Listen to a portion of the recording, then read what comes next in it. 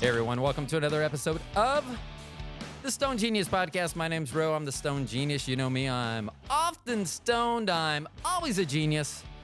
Today we got a really special guest on, and I gotta tell you, I'm nervous. I've been getting more and more nervous with my guests lately, and this one I'm nervous because this gentleman, his name's Bob LeMent. He is the founder and host of staticradio.com.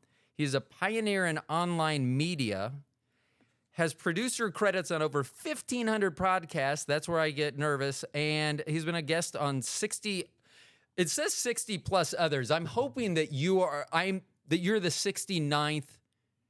I like the number 69. So I was just, when I saw 60 plus, I'm just hoping that we're going to go with 69. We can say that. Yeah, I don't know exactly if it is, but sure, let's just say that. Yeah, 69th podcast. So let me say this. I am nervous because of your producer credits. I lament on this program all the time that I don't like pushing buttons, which is weird because my wife says I'm great at pushing her buttons. So I don't know why, but exactly. And see, that's the one thing I'd mentioned to you, that I, as a not producer type, I don't know how to make you hear my sounds. Like, I can do a rim shot, but you don't. Like, I just did a rim shot and you won't hear it. I heard a gurgle. It was like a gurgle on this end. It was like, really? That's see, and that's, I could figure this out as a genius. And I've done 300 plus episodes, so I should have figured it out at this point. But I could figure it out. I just feel like there's someone better that says, hey, I know what I'm doing. Pay me to do it. And I'd be like, yes, sir, or ma'am. And they would do it. So 25 years. Happy 25th anniversary to staticradio.com. Can you explain what staticradio.com is? Sure. So it is, it started out as college radio. So my co-host and I started out in college radio. We started up the show. We call it the Static Show at the time.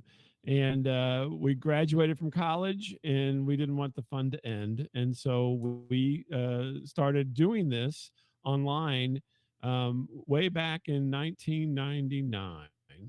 And I say officially January 1, 1999. We actually started it on Thanksgiving night, 1998. You know, after you eat all the turkey and you're stuffed, and then you're tired of listening to your relatives complain about the world, we slipped away and recorded a show, which was the concept for this whole thing. So we basically did what we did in college, sans the music, because at that time Napster was raging and everybody was getting sued. And so we decided, well, let's just, do the parts that we do, right, that are ours, and we'll skip the music, and that became Static Radio, because at the time we didn't we were emulating radio.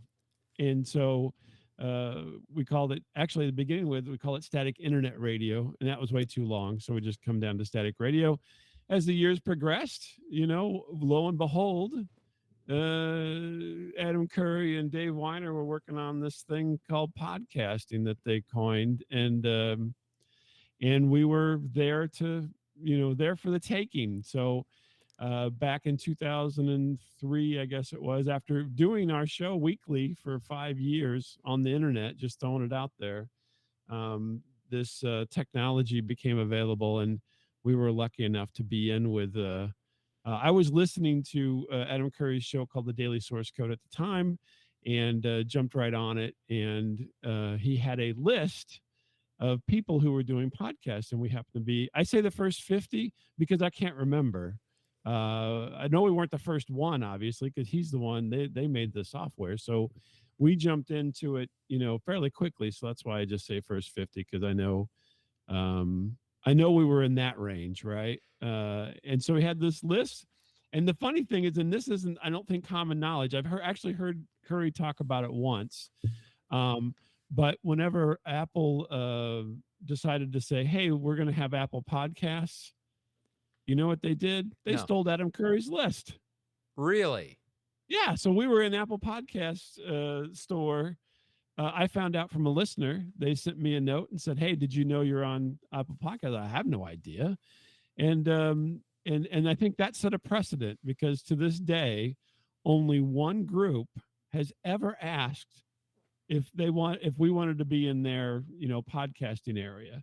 That includes Spotify and iHeartRadio and all the rest of them. Never asked. They just stole it, just like Apple did back there in 2003.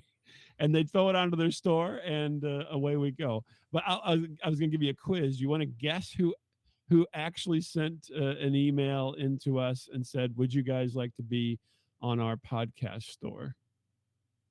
Was it Steve Jobs?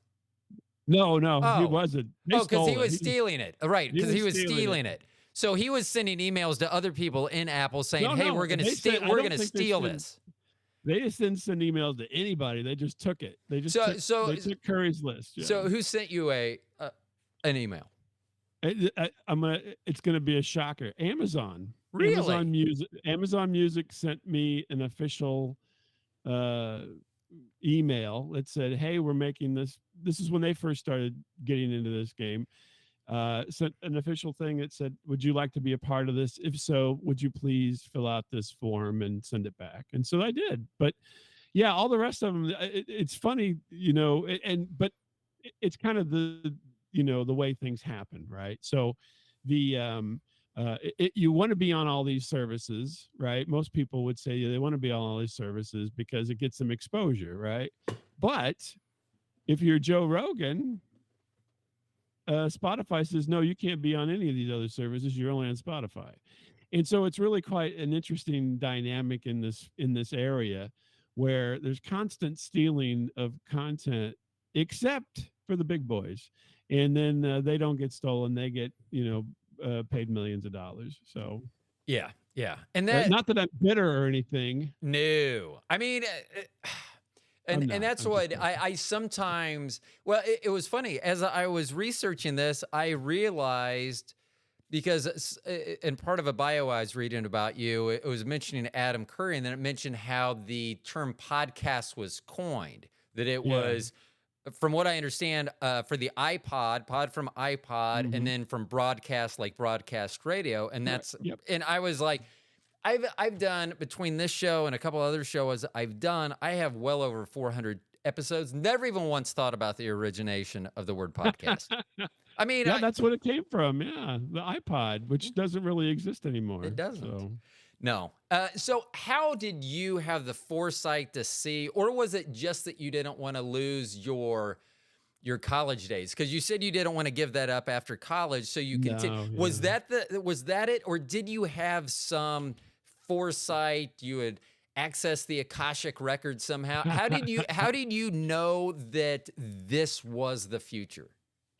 I didn't. Okay. It really boiled down to, I have an interest in technology, and I love to play with it. And so this was, a way to keep something going that I liked doing back in, the day, and keep connected to a good friend of mine who we did this show for a couple of years in college.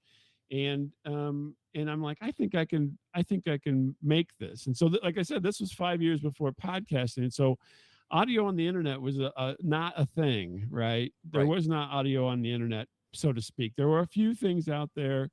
There were a few streaming things and so forth.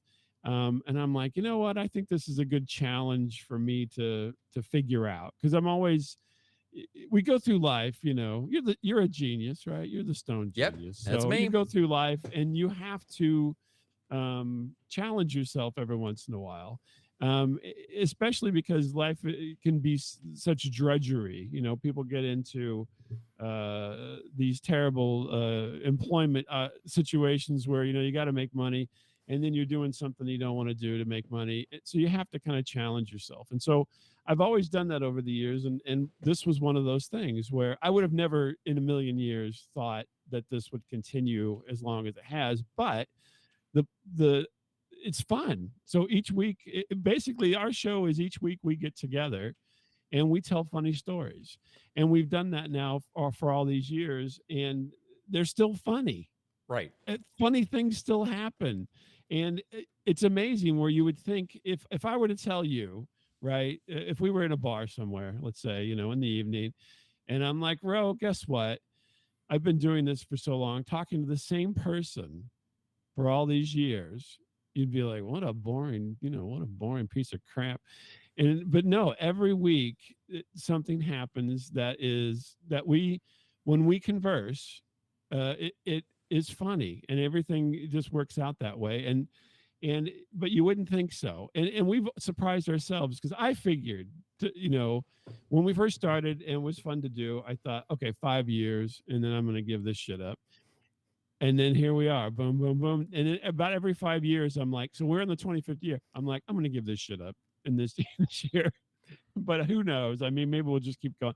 I can't imagine. It's not like it's so physically taxing that I can't do it into my old age. So I think I'm just going to continue as long as, everybody feels like doing it. So, Well, but I want to ask, you said that it's not real taxing, and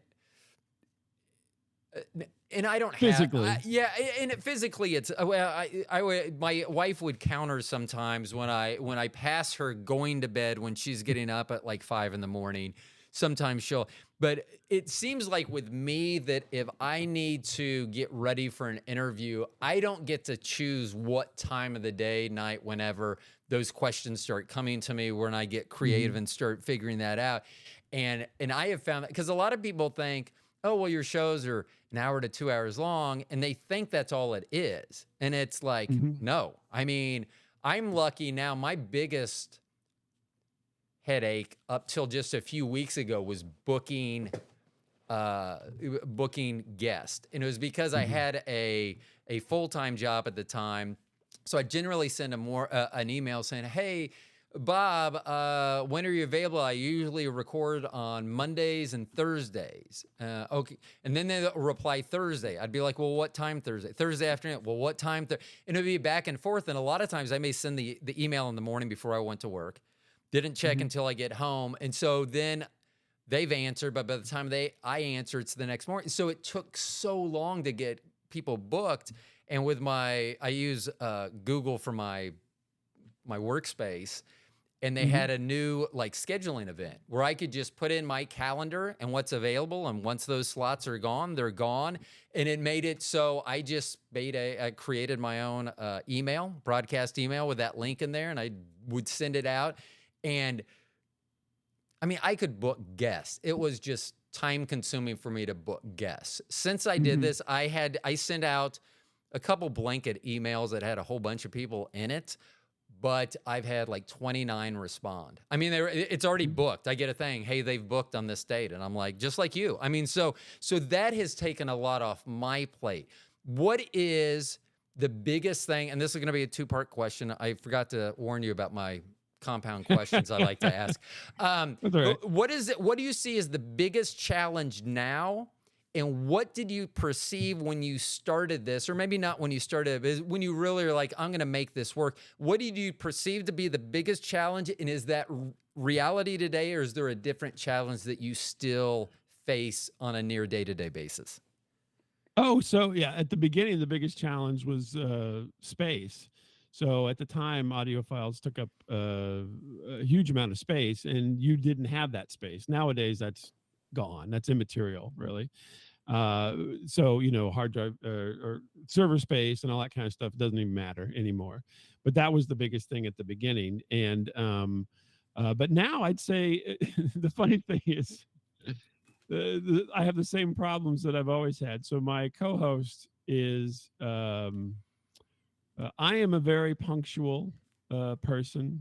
Maybe overly punctual is what my children You tell beat me me. to this, so yes. I generally try to sign on about 5 minutes still, and you're already waiting, so I get that. So hyper punctual, we'll call it Hyper that. punctual. Yes. Yeah, maybe there's some deep-seated trauma in my childhood for this. I don't know, but That's another episode. that's something else entirely. But no, my partner is not. And so we constantly struggle with getting him to be where I want him to be at certain times. And so that's always going to be a struggle, because that's just his personality. But that's also what makes it, uh, fun, right? So for Neil Simon has got the a monopoly on this because he wrote the play, but we are an odd couple, right? So we are friends, but we are not alike in a lot of ways. And so that's what helps do all this is because of that. But one of the aggravations for me is I'm early all the time and he's not. The other thing is, and it won't go well. It may be on the cusp of going away, and something that I tackled early on was editing. So editing, if you edit, right, or do any kind of editing, it is very time consuming, but AI is really tackling a lot of that these days.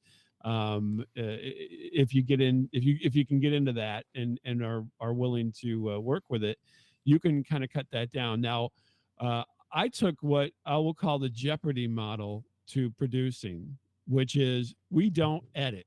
So what we do is, if you've ever watched any game shows or been involved, seen any behind the scenes for game shows and things like that, they literally will run on the schedule. They take breaks when the commercials are going to be running, and the whole thing. And so it is like clockwork, right? So I try to do that as much as possible. And so we really don't edit. So just like yourself, right? You triggered your intro music, even though I couldn't hear it. Right. And you went on your intro and we went right into the interview. And, God willing, we'll get through this and you won't have to touch it except for maybe clipping the ends off, right? Yeah. Well, and that's on the video, I don't do that. On the audio, I shouldn't have to. So running the audio, I'll close this out and I run the video. And like I told you at the beginning, that because of AI, which is one of the questions I had down here that I'm glad you already brought up, is that with AI, I use the videos, and I told you at this beginning, because I can dump that into a program and steal like 1 minute clips for social media. Correct. Yeah. And I could go in there and edit. In fact, here's the thing. I am much like you. I had always said, so my first 300 episodes, I think I had 2 video episodes out of 300, and that was it. And I told people, I do not edit. So whatever you say at the end, don't say, gosh, I wish I wouldn't have said that, because I'm just warning you up front. And I have had, I had someone get in trouble with the IRS because they were talking about paying people under the table so they wouldn't have to pay taxes. Wah, wah. I know, exactly. So, yeah. Maybe you shouldn't say that in a public forum. I warned them up front. So, but yeah. So AI, I do that, but I do have someone that I recently recorded with that in their introduction, they said something. They go, I didn't want that to be in there. And they go, can we edit that out? And so I haven't edited a show ever, but tomorrow I'm re-recording, and it's only going to be like the intro, like the first couple minutes. And I don't think it should be hard. I mean, that's my thing. And it's not that I'm lazy. It's that I appreciate excellence. And so if someone's already excellent at producing or editing, I will pay them to do it. Here, take it off my plate. I think I read somewhere in your bio that, or somewhere that it seemed like me, that what I thought I read was, I wish I could just show up and record or something like that. And I mean, because that's how I've been. I actually love reaching out to guests, because a lot of people are like, well, how do you find these guests? And some I find through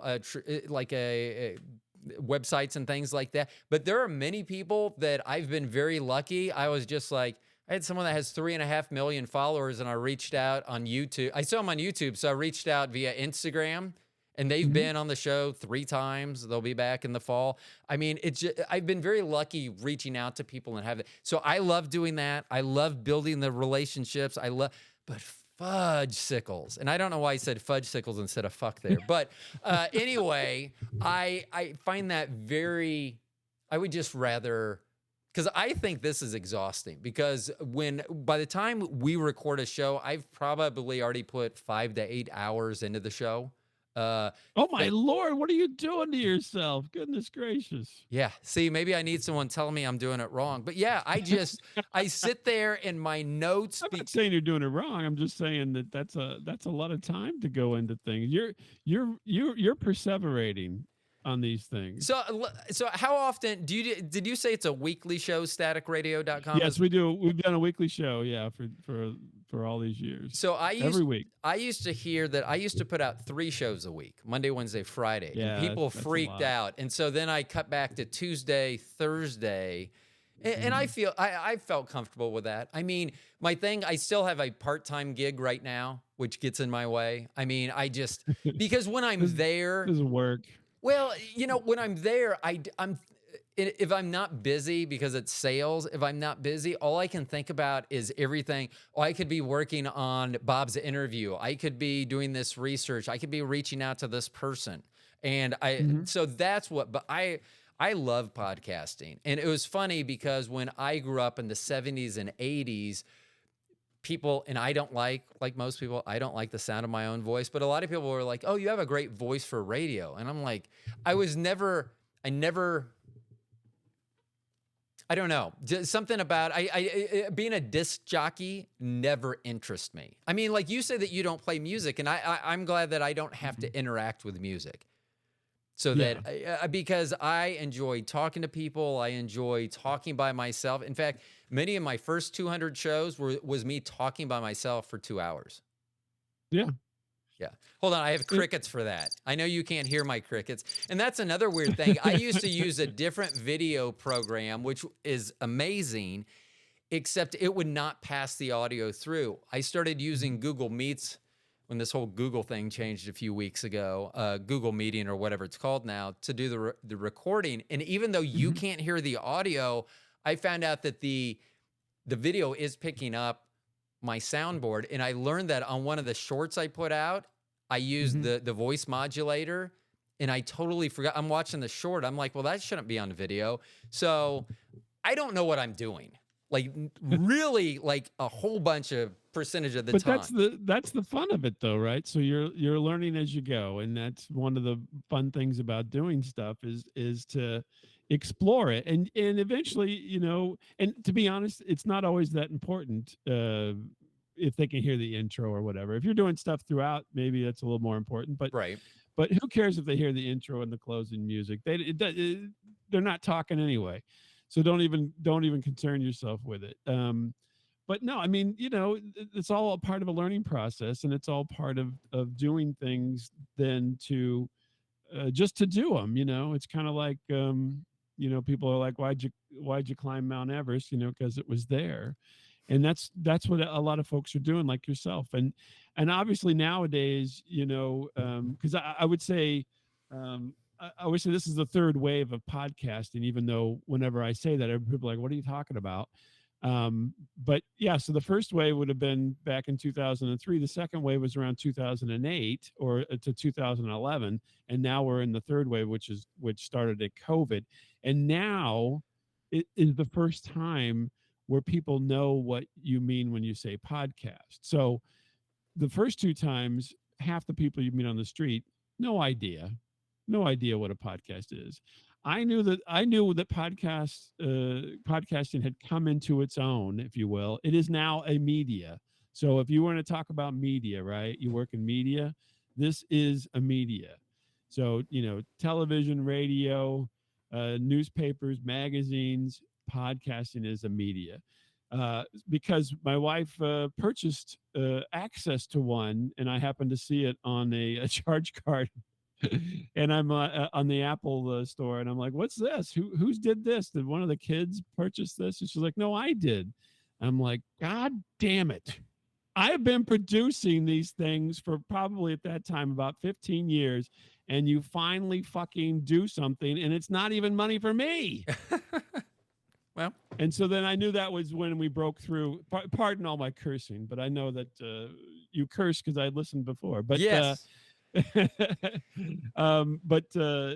I mean, so now it's just finally coming to its own. Unfortunately, I'd say one of the unfortunate things is that was for one of those NPR murder show things, and not that there's anything wrong with those. I don't want to put them down or anything, but I'm like, they're being a person myself who has done this, there are so many other voices out in the world that aren't connected to corporations or corporate product, right?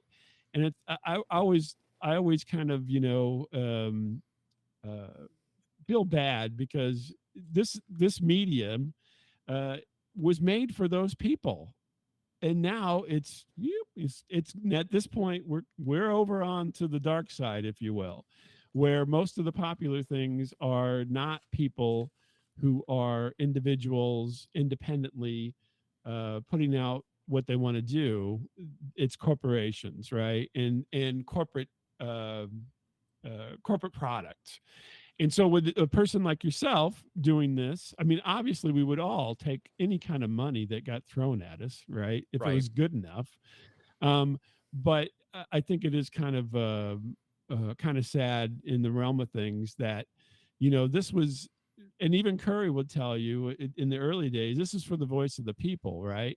Here's a guy who spent his life in radio before he became a VJ for MTV, and then rode that, right? But he still came back to something that was, more personal, because he remembers starting out he was a teenager and got on the radio in I think he was in the Netherlands is where he's from, and was able to do this, and it was fun.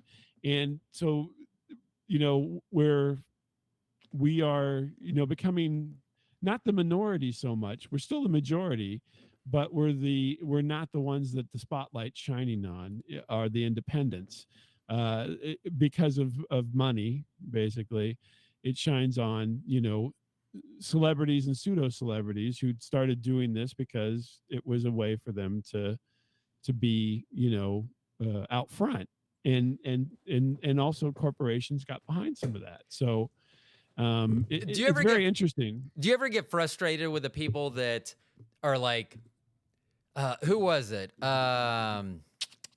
Jason Bateman. There were three guys that do so there are all these guys, and here in Kansas City, Travis Kelce and his brother do a podcast, and it's like, don't you guys have other things? I mean, because I feel like sometimes, especially here in Kansas City, everyone's such a big Chiefs fan, and they've talked about that. I've listened to it, and I wasn't impressed. And I would say, if I was like, it's fine, but I also know the type of money and I mean, they're not like me. They're not recording this. Sound effects go through to the interviewee. Yeah, you're right. Yeah.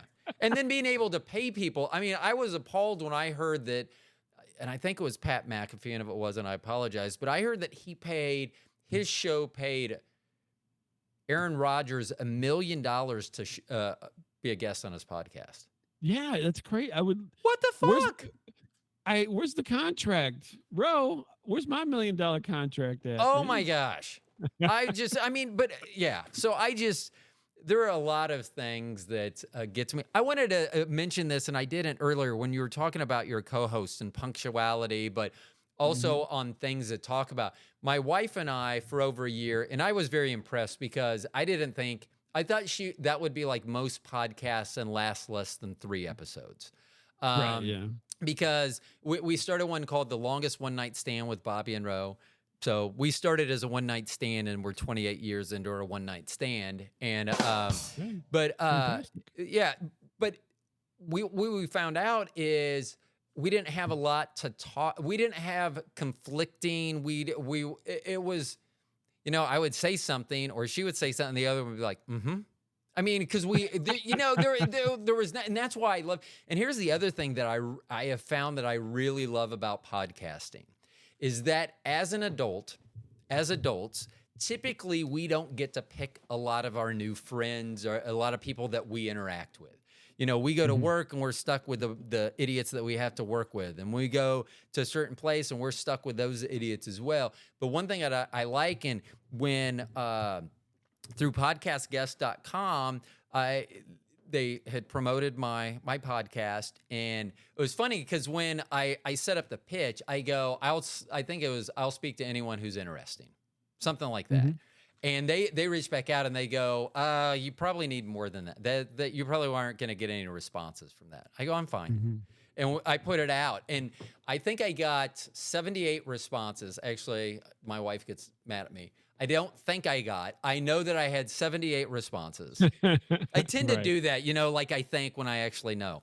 So I had 78 responses. When I vetted them, I think originally I had 49 that I thought may be good candidates, and then I started with like the first 15, emailed them, and then it's been amazing. Like I said, I am booked. I love it. Everyone that I'm getting ready to talk to is someone that I am so anxious to talk to. I mean, and that's what I look forward to, because, here with you, with having all the producer credits on. I mean, I'm watching. So right now, as we're talking, I'm seeing an avatar. And I'm like, my stone genius. I'm like, he would look great behind a mic like that. So but once again, like if someone's like, oh, we could do that for you, fine. Or you could learn how to do that. I don't want to learn how to do that. Someone, that's why we pay other people money to do things like that.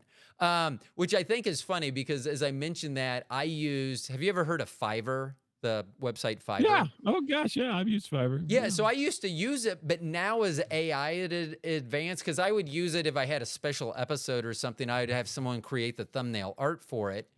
And then as AI came, now I can just create a logo or a thumbnail or something. Those poor people aren't getting your $5 anymore. That's terrible. They aren't. I know, right? So I know they need it. They need your $5. You know how many people are starving now because you got AI? Gosh. Well, and it's true though. That's a job that's kind of disappeared. You don't have to freelance as much anymore. Now, you still need specialists in the AI, because this is just my personal belief. And if AI is listening, which it is, then please don't harm me. I think that when I ask for returns, like I used to have a show called The Roro Show with Steven. Steven's off on his own thing now. He's very successful at what he does. So I was going to bring back just the Roro Show, which is RORO. And AI would always return it ROO or ROR. And it seemed like it was making me think like, this is so dumb, it's not smart. Or I think it's trying to make me think that it's dumb, and then it's going to take over the planet. But I mean, I got to say, I've really enjoyed it. But with my wife and I on our podcast, it just came to the point. We finally stretched out. I think our very last episode was number 69. We got to number 69, which was just over a year. And now, do you think, or do you know? Yeah, I'm going to hold you to it now. I'm going to say I think on this one, because I want to... Okay, just checking. Well, here's the deal, is that I'm trying to get 6/9 to become a new international holiday. Okay. Everyone, I mean... So you want to make 69 like Juneteenth or something? Here's the deal. And this is where it could be so lucrative in a capitalist society, is that there's two 6/9s. We have the U.S. 6/9, which is June 9th, and we have the international 6/9, which is September 6th, because they do month. Right. So you could do this twice, and you could almost make it where it could replace Memorial Day and Labor Day, because it pretty much caps that anyway. I mean, come on. It's just... So the last couple years on Instagram, I've posted happy 6/9 to my wife, and it'd be a picture of me. And then when you'd swipe to the second picture, she would be upside down, or I would be upside down, which I always thought was funny. But I even, for cards, Hallmark could get into this. They could make the Hallmark card that you read the front, when you open it, then you have to flip it over. Yeah, I mean, you're hoping this is the Hawk Tui of the next year. I know. I just read that she lost her job as a kindergarten teacher. Yeah. Well, hey, what do you expect? I don't. For a comment, I mean, okay. First of all, if the girl isn't doing the Hawk Tua on you, then whatever. Yeah, I again, I mean, getting back to the the little person in the equation, I'm like, you know how many people made money off of this woman saying that, and it wasn't her? I know. And then she loses her job. But then she'll be able to say, I lost my job, and start an OnlyFans account. Yeah, if she wants to pursue that, then yeah, she can try to pursue that. But that is, as you know, I mean, these things are mountains to climb, right? So if you want to do a podcast, it's not that you can just... Well, everybody think, oh, I'll just do a podcast. There's so many at this point. right? No one's listening to most of the podcasts. We'll just be honest, Yeah. right? And so then it is a very tough, row to hoe, as they say here in the Midwest, to get listeners and so forth, and it's getting harder and harder every day. I just feel bad because here's a person who was being themselves out in the world. They got asked a question on somebody's thing, and it blew up, and yet they themselves are, are not going to see most of the revenue that is generated from them, Right. from their person and their. I mean, she was full on, on video and so forth, and so her image and everything. Tom Cruise, if he went out and said "Hawk Tui" and everybody threw it everywhere, everybody gets sued, Yeah. right? There is a huge, maybe this will be my new mission going forward. There's a huge gap in the rights of the haves and the have-nots right now, as far as it is concerned with digital media, right? I've agreed to come on your show. Okay. So you can, if you want to show the blue cat video that you've got going on right now, you're more than welcome to do so, because you and I entered into an agreement to do that. Now you could say, well, she was out drinking and this guy said, hey, can I interview you? And she said, okay. Right. Well, yes, but I know that you're doing a show, right? And I know that you're going to put it out as a show. What they're doing, who the hell knows what they're doing? It could just be on somebody's Instagram for, that just happens to be tonight's the night I'm going to talk to people. And then it blows up like this. And then there's no way for her to capitalize on it. And actually probably no way even for the person who took the video to capitalize on it. Who capitalizes on it? TikTok, right? Instagram, YouTube, Facebook, all of those, and people just let it happen over and over again. I'm going to get kicked off all these things now, probably for saying this, but something's got to change, right? Right.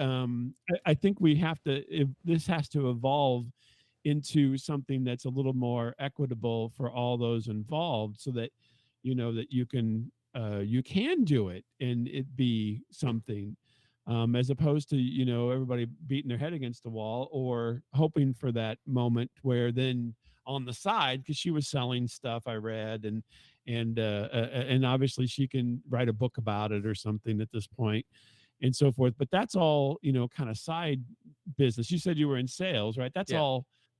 She's not getting the commission that she should get for inventing it. So no, but how long do you think it'll be before like a company that makes pornographic movies is like, hey, heard you lost I'm sure your job? Contacted her. They contacted the Oilers girl who flashed her boobs at the Oilers game. Oh, that was already in the news. So, and she was the last pseudo meme thing that happened recently. I'm sure that she's going to be contacted, but again, the problem is not that the side businesses of it all. The problem is that for the thing that she's known for, that she created in essence at that moment, she gets nothing. Meanwhile, Norman Greenbaum, who wrote Spirit in the Sky, has been living the life all these years because he took 5 minutes to write a song about Spirit in the Sky and about Jesus, even though he's a Jewish man that lives a Jewish life to this day. Yeah. As you're talking about that, when I was a photographer, we would have releases that people would have to, right. Or if we were doing any videography, like most people had to either be aware that they were being videotaped as soon as they entered a place, or you would have them sign a release. But you can't, everything's so spur of the moment now and so reactive. Right. But, I had said that about, I was outdoors during an electrical storm, which you should always do. And I was on my deck. That's a Midwestern thing. I was just talking about this real. I'm like, what do you do when there's a big storm? You go out on the porch. Yeah, you do. It it is. So yeah. I'm out there, and our Doberman, who doesn't give a shit about, sounds don't bother her. It's fireworks, loud. So she was laying in the doorway, just sound asleep as this lightning and thunder is everywhere. And I was outside and I looked at her and I had this thought. I was like, I should be recording this in case something happens.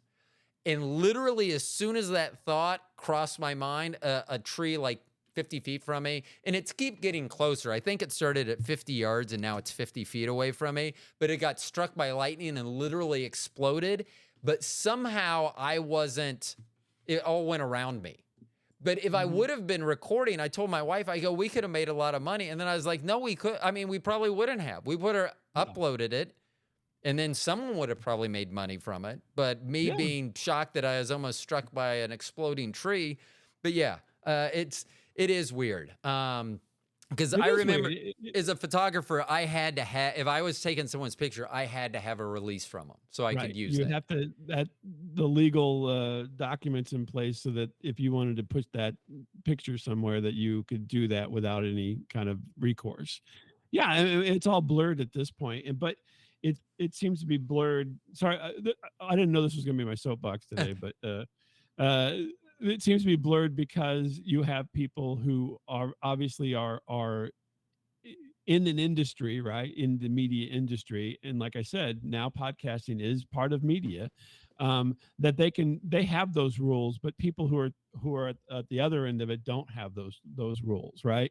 And I think that's a shame because there should be something that's a little more equitable across the board, for these things, it shouldn't be like that. Not that for having these large, aggregators of all this stuff, the Facebooks and YouTubes and Twitters and TikToks of the world, X of the world, that they shouldn't be able to, generate money in order to keep themselves going. But there has to be something then for the individual there, and they'll say, oh, well, there is. I don't know if you've got your stuff on YouTube. Do you know how much money you get from YouTube views? I mean, you know how it's nothing. Yeah. It's almost not even if unless you get millions and millions of views, right? Right. Which people do, which is great for them. It's not even worth the paperwork. And so that's not equitable. Right. And so, yeah, I mean, but I mean, that's the way the world goes. You could go, Bob, but that's just the way the world is. You've been living in the world for a while, Bob. You know these things. Yeah, but that doesn't mean it has to stay that way either, though. Correct. Yeah, it needs to evolve. Like one of my big pushes as AI and technology eliminates jobs, companies they make more money selling our information than they do typically us buying their goods. So I think that every time a company asks me for my information, that they should have to pay me. They should have to compensate me for if you want my information, you have to pay. And if you just want my name, well, then this is the dollar. It's almost like when I used to do risk management, there was a schedule for work comp injuries. So if your pinky got severed, it was you got an amount, but it was a different amount whether it was on your dominant hand or non-dominant hand. And, depending on what it was and so I think there should be some schedule that if a company wants my name, they would have to compensate me this much. If they want my name, address, zip code, phone number, whatever they want, the more they ask, the more, and I don't know how that would work out. And I don't think that it probably would, but that's what I don't understand. My genius part of me does not understand dumb people. Like a lot of dumb people are like, where are the job? You like when technology replaces us, where are those jobs going to come from? And I'm like, why are you thinking about having a job? Like if I get replaced by a cat here behind the desk, then I think that I wouldn't just be going, oh, what am I going to do next? I just think that technology should be benefiting mankind so that mankind can do the things that they need to do. That I like expressing myself this way. I have been told by people that I have a voice. I don't know what that means. I don't think they mean the tonality of it. I think that when I talk that sometimes I have a voice, which I feel good about. But there are people that are not exploring their creative sides, whether it be art, whether it be whatever it happens to be, enjoying nature, helping, doing whatever, I think it should be less about jobs as technology Yeah, takes that away. And then we get to do the things that make us human beings and make us enjoy. Because I'll tell you, I'm 56, and I never have had trouble quitting a job, leaving a job. I have always, mhm. that's one of the problems that makes me a really bad employee, is that it's not a leverage on me. I'm Like, willing to quit at the drop of a hat. I don't care. I'm out of here. well, no. So when I was moving from full-time to part-time, originally I dropped 1 day to go to 4 days, then I dropped 2 days. And they go, well, you can't do that. And I was like, well, you need to find someone else then. I go, you can either have me these 3 days or you can Mhm. find someone else. Now, part of me, the genius part of me, I know how fucking lazy they are.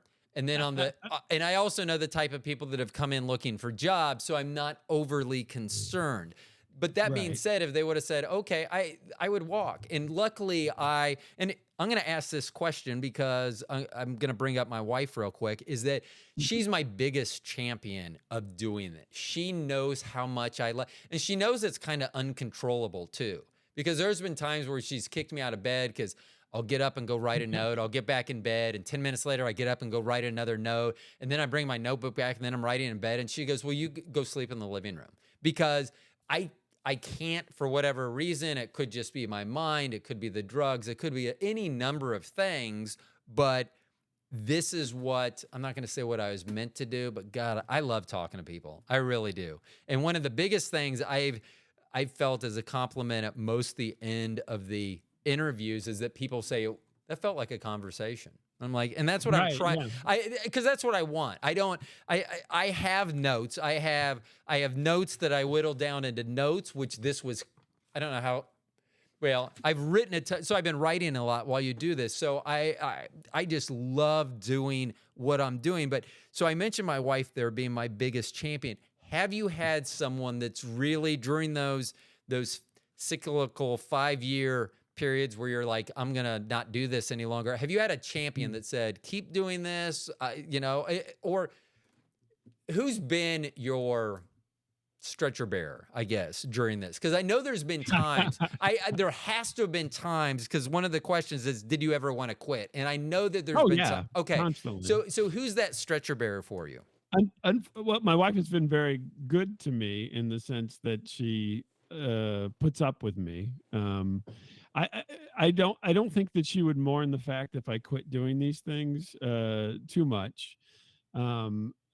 Maybe there'd be a little bit of encouragement there, but she's not the one. But basically, it's just myself. It's like, this is something that I want to do, and yes, everyone, you're going to hit low points. Everybody hits low points, and not to be cliched, but you pick yourself up, right? And so you get to the low point, and then you wallow in it for a little bit, and then you go, well, God damn it, I got to get out there and do this, because if I'm going to do it, I'm going to do it. And I mean, maybe that's old-fashioned, perhaps, because that's the way things were. Maybe nowadays I should go get treatment or something, but that's just how it's been. And then I would, I suppose my co-host does to a certain extent, but for me, he's always late. So therefore I've already decided to keep doing things. And then he comes by and says, hey, are we still doing this? But that's just the nature of things. But no, I think that's been it. And there's always encouragement, right? So it's not been, have you ever monetary been to the encouragement, but point where you were like, I'm done, I'm going to quit, but then someone external, not your wife, not your co-host, said, my example was, I was just getting frustrated because I spend so much time doing preparation and everything else that if you combine it with the actual money I bring into the family, I'm probably making about $2 an hour. right. Maybe not even that much. Well, you can't do it for money. Yeah. So I was going to quit at episode 300. I was just like, I have That's enough. a good number. It Although was. it should be 369 would be better. But. That would. But on like episode 297, I interviewed someone that was one of my, it was actually Steven, my co-host from the Roro Show with Steven. He is a playwright, and he actually had to leave our podcast because he had to write the screenplay for his play to be made. So that's what he's busy doing. So I brought him back on the podcast, and at the end, I told him, I go, hey, I don't know how much longer I'm going to be doing this. And he had such kind words to say to me. I think I actually teared up or maybe even cried because Mhm. I had told my wife that morning I was going to stop. I was like, Right. there's other things I can do with my time. But Right. when he said what he said to me, it just real. I was like, okay, I can do this, and it was good that he did because now you're going to be episode 330, and so I'm 30 shows past that now, and now I Mhm. feel stronger than ever. The guests that I have, I mean, I was thinking about this last night. Is I'm booked for like the next couple months, and they're all brand new guests, and I've Mhm. had 70 or 80 guests on before that I would love to have back on again in a future show.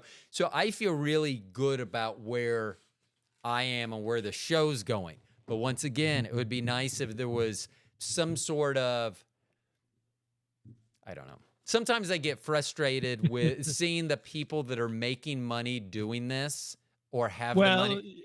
yeah, but everything. Remember, here's something to remember, Ro. The internet is not real life, and I mean, how many as many people as you see getting on the private jet there? If you watch, if you've seen this before, there's a guy holding up a toilet seat out over the sky, and then he shows you the picture he took, which looks like he's on a private jet, and the reality is he's holding up a toilet seat. Yeah. and and so you can't judge yourself by others. You have to judge yourself by yourself, right? So am I doing what I want? Am I accomplishing what I want to accomplish? I must be the self-help guru here. This is my turn now from being copyright advocate to self-help guru, bro. Am I doing what I want to do? Is this making it, is this something that I continue you want to continue, right? Because I'm enjoying it, or am I suffering like terribly by doing this? And I mean, those are the things you have to ask. I know you want to shoot for those, things where I want to be, like this or that, or like what is it?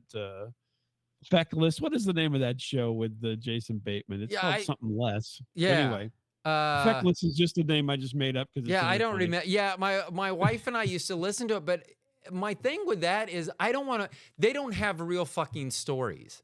I was at Brad Right. Pitt's house and we were doing coke off the stripper's ass, and I know that wasn't an actual story off the. But I mean, they're not stories that I have. Whatever stories they Right. have are not stories that are in my catalog, and most people, and that's what I find. They did a video thing of it, and I tried to watch it, and they were like behind the scenes, like Mhm. in their hotel, and just even that, I'm like, I don't. Whatever they were talking about, I'm like, I don't give two shits about any of Right. this part, but yet here you are, successful actors and successful at so much more that I feel like sometimes that people will gravitate because of the names, not because It of the is. It product that is. they're Yeah. being presented, but the names. And that's one of my things is that I have run across a lot of people that have their own podcast too. And so I try to be champions of those because I know how difficult I've been on that edge many times of I'm over this. But man, I will tell you, it is the people that I've met, the relationships that I've started building on through the guest has Mhm. has positively impacted my life more than whatever perceived negatives there are with doing the daily show. Yeah. We get so basically whenever, in the past, people would say if you have the means to travel, travel because it'll broaden your world, right? Well, at this point I would say you don't necessarily, I mean, it's good to travel, don't get me wrong, but that's still a good way to broaden your world. But what you're doing is broadening your world. You're talking to people that you would never meet in your daily routine that are giving you insights into a world that you didn't even know existed. And that is a positive for you and for them because they're talking to you, right? And so this is essentially a new way of travel without having to travel necessarily because you get to do that now. There's the false side of things that we just talked about with people faking a lot of stuff and talking about a lot of stuff and so forth, but if they can make it fantastic, I mean, it's great for them. But everybody can't be number one, so you have to figure out what you want to how you want to do this. If it's going to be a business, right? Because you're a business guy, then if it's a business, then it has to operate like a business, which means you have to have positive flow. And at some point in that business, you make the decision: is this ever going to take off? And if it doesn't, then you move on to the next business. That's what happens. And but if it's for yourself, then you have to decide that as well. It's a whole other beast, right, for yourself. And so if it's for yourself, now if you can combine the two, that's nirvana, right? You can do both things. But that doesn't come along very often. And so you have to pick your side at some point, and maybe you ride both sides for a while. There's no reason why you can't flip flop. So, but to loop back to your question, I would say each time I've been down, it's been different things or people that have brought me to say, yeah, keep going. Sometimes myself, I would say that's probably the most, just because I'm always by myself, right? I always got myself there. But sometimes as a listener, somebody saw something. I remember hearing, I know a person that does another show, and they mentioned, the reason I'm doing my show is because I listened to Bob's show. And it's like, what? I never heard that. And then I heard it, and I'm like, well, that's really nice. I mean, that's a nice thing for them to say. And they're like, it wasn't in a negative. We're like, well, if Bob could do that, I certainly could do it. It was more like, this looked fun. He made it look fun, and he made me want to try to do it, because I wanted to have a few things that are different to say than he's saying. But it is, and this is like early days. So, in the mid 2000s or so forth. And so it's really nice to have something like that. You're like, oh, wow, I've been, how many times in your life do you have this realization that you may have inspired somebody? It doesn't happen a lot. You know No. what I mean? Most of the time you're getting flipped off because you're driving on the highway, and somebody doesn't like what you're doing. And so they flip you off or honk at you, yell at you. I mean, there's many more negative responses to everything you do in your life than there are positive ones.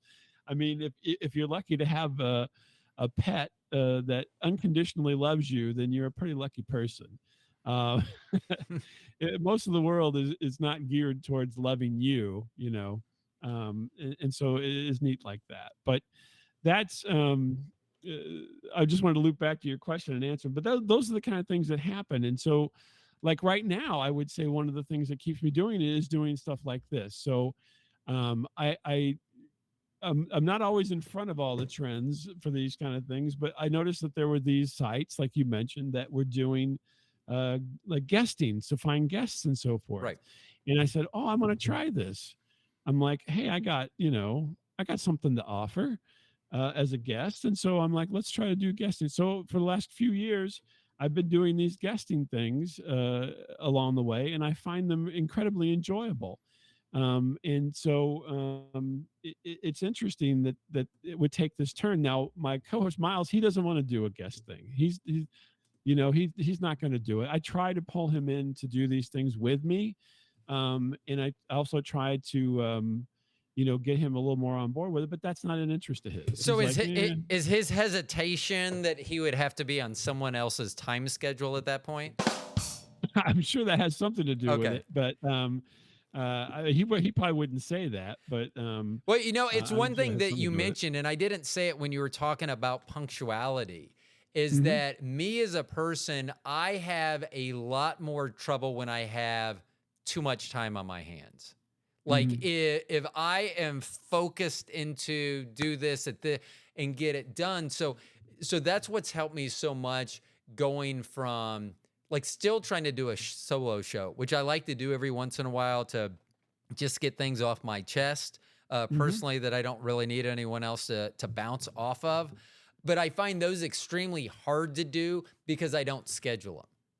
So I'm Mhm. like, I'll do a solo show and I'll put it out, and, I'm talking to Bob Monday. So I'll go to the pool Monday afternoon. I'll do it Monday night. And then my wife will get home, and then I'll be like, oh, Bobby, I'll do it after she goes to bed. I'm usually up later. And then I get hooked up on watching something on TV. And then I'm like, oh, shoot, I didn't do a solo show today. But when I have guests, and like I said, I generally log in 5 minutes before. I'm generally sitting at my desk doing notes an hour before, or just finishing up things. But and you are already there, so you're the very first one to beat me there. But Oh, really? Oh, yeah, I'll take so I mean that. that, but I I'll take find that that award. so I'm trying to give you inspiring. Where you inspired me with your hyper punctuality. And so I may try to incorporate some type of hyper punctuality into my life. So thank you. Mhm. Oh, well, now I feel this may be negative. I don't know. So Uh, let me ask you this. So I was a rep with Nikon. I was placed in a Best Buy because I had started my podcast already, and I'm no longer there. But somehow I became the podcast expert in Kansas City. I mean, people drive all over Kansas City to talk to me about what they needed to set up to do a podcast. And most of them mhm. would come in and be like, "Well, I'd be like, "Well, what's your budget?" They'd be like $200. I'm like, "Well, come back when you," I mean, because I was just trying. I mean, you can do it with your phone. You can do basic stuff, but Yeah, if you're wanting you to can do it. jump in full, every once in a while on a blue moon, I'd be like, "What's your budget?" They'd be like, "I don't know, 10, 15 grand." I'd be like, "Yes." And it wasn't like, because I wasn't making commission. I wasn't trying to sell, but I was like, I'm a very big believer that first appearances can go a long way. And if you look at someone's video or audio and it sucks, like if I watch something on YouTube and I turn on and the voice is bad or the audio is bad, or I'll go to something else, or if the video's bad, lighting's bad, which this really bugs me as a photographer, because I have one place where I can set up my in-house studio, and it just happens to be in front of these blinds. And so that and that's the one reason I hadn't done video for a long time, is because when I did video, I wanted my own separate studio space, whether it was a bedroom, a basement, whatever, Mhm. so that I could do that. So we've been looking. The market fucking sucks right now for houses. But that being said, that will change. But that's why. But I started needing to do video because of the short clips, and I really want to put the full shows out as well, because I think people will. I may put it behind a paywall at some point, like Patreon. Mhm. Let me ask you that. So Yeah, my pushback against Patreon is I don't think I should make my listeners pay to listen to me. I think that I should I have would agree with that. Yeah. advertisers or someone. I should have someone else if I'm going to be compensated. Not so that's why I haven't started a Patreon, and I also didn't know I would offer them. But so just like with this video, I started the video before we started recording the actual podcast, and then I'll let it run afterward because it's kind of before the scenes. And that, so I may put that Mhm. behind a paywall because people may think that's interesting. Sometimes once the audio stops on the podcast that goes out, Mhm. there was one a doctor that was on. We talked for like another 25 minutes. I mean, I was at the point where I should have just but that was the thing that made me think I need to record afterwards so we can get Mhm. these good conversations. And so I may put them out. But have you utilized like Patreon or something to get your fan base to help monetize your project? No. So I have looked into all that and so forth, and actually for a while we were on Mevio, which was Adam Curry's podcast network. It started out as Pod Show back in the it'd be like 2007, I think it was, and we were on there and we did commercials and things like that at that time, and then that collapsed eventually. But no, I haven't. I've looked at it all the time, but to be honest, it's for me. So I have a full time job. I do other things, right? And I've always done other things, and so yeah, this was some. Like I said before, this was something a challenge, and I've used it as more of a challenge. Like the blue cat that you're looking at was a challenge because I wanted to. At some point, a listener said, "Wouldn't it be funny if you guys were animated?" Because we didn't have any video at the time. This was like pre preponderance of video like it is now. And I'm like, oh, that would be fun. So over the years I was always trying to figure out how to do it, and then I finally kind of cracked that a number maybe about 3 or 4 years ago, maybe a little bit longer. And I actually animated both of us. So I was the blue cat and he was a snowman, right? And there's animated shows on YouTube you can watch if you really feel like it, of us doing our thing as animated characters. Well, at the time that was I couldn't manage it. You talk about taking up so much time. So because he's not technologically as savvy, I would say, just to be nice about it. And so I was doing all the work, and I had to render everything out, and then it takes up a lot of space at that time, and so it just became overwhelming. And so we did it for a while, and then I stopped it because I just could not keep doing it. Right? It just was taking up. I mean, literally, I would render these things overnight, and then they would fail, and then I had to render them the next night. And then when you're on a schedule, right? I want to do everything weekly. You lose 2 or 3 nights, and then that's pressure time. And I don't want that that's not where I want, right? That's not the kind of pressure I want. And again, we're just doing it for fun at that point. But what happened is then this guesting stuff happened, and I'm like, well, I can actually do the cat live like I'm doing right now. It is watching my face, and it is mimicking my mouth movements and my eye movements and my eyebrow movements. and and so this became the persona then for these guesting things, because I was not I didn't want to be on. I'd never been on video for the show, right?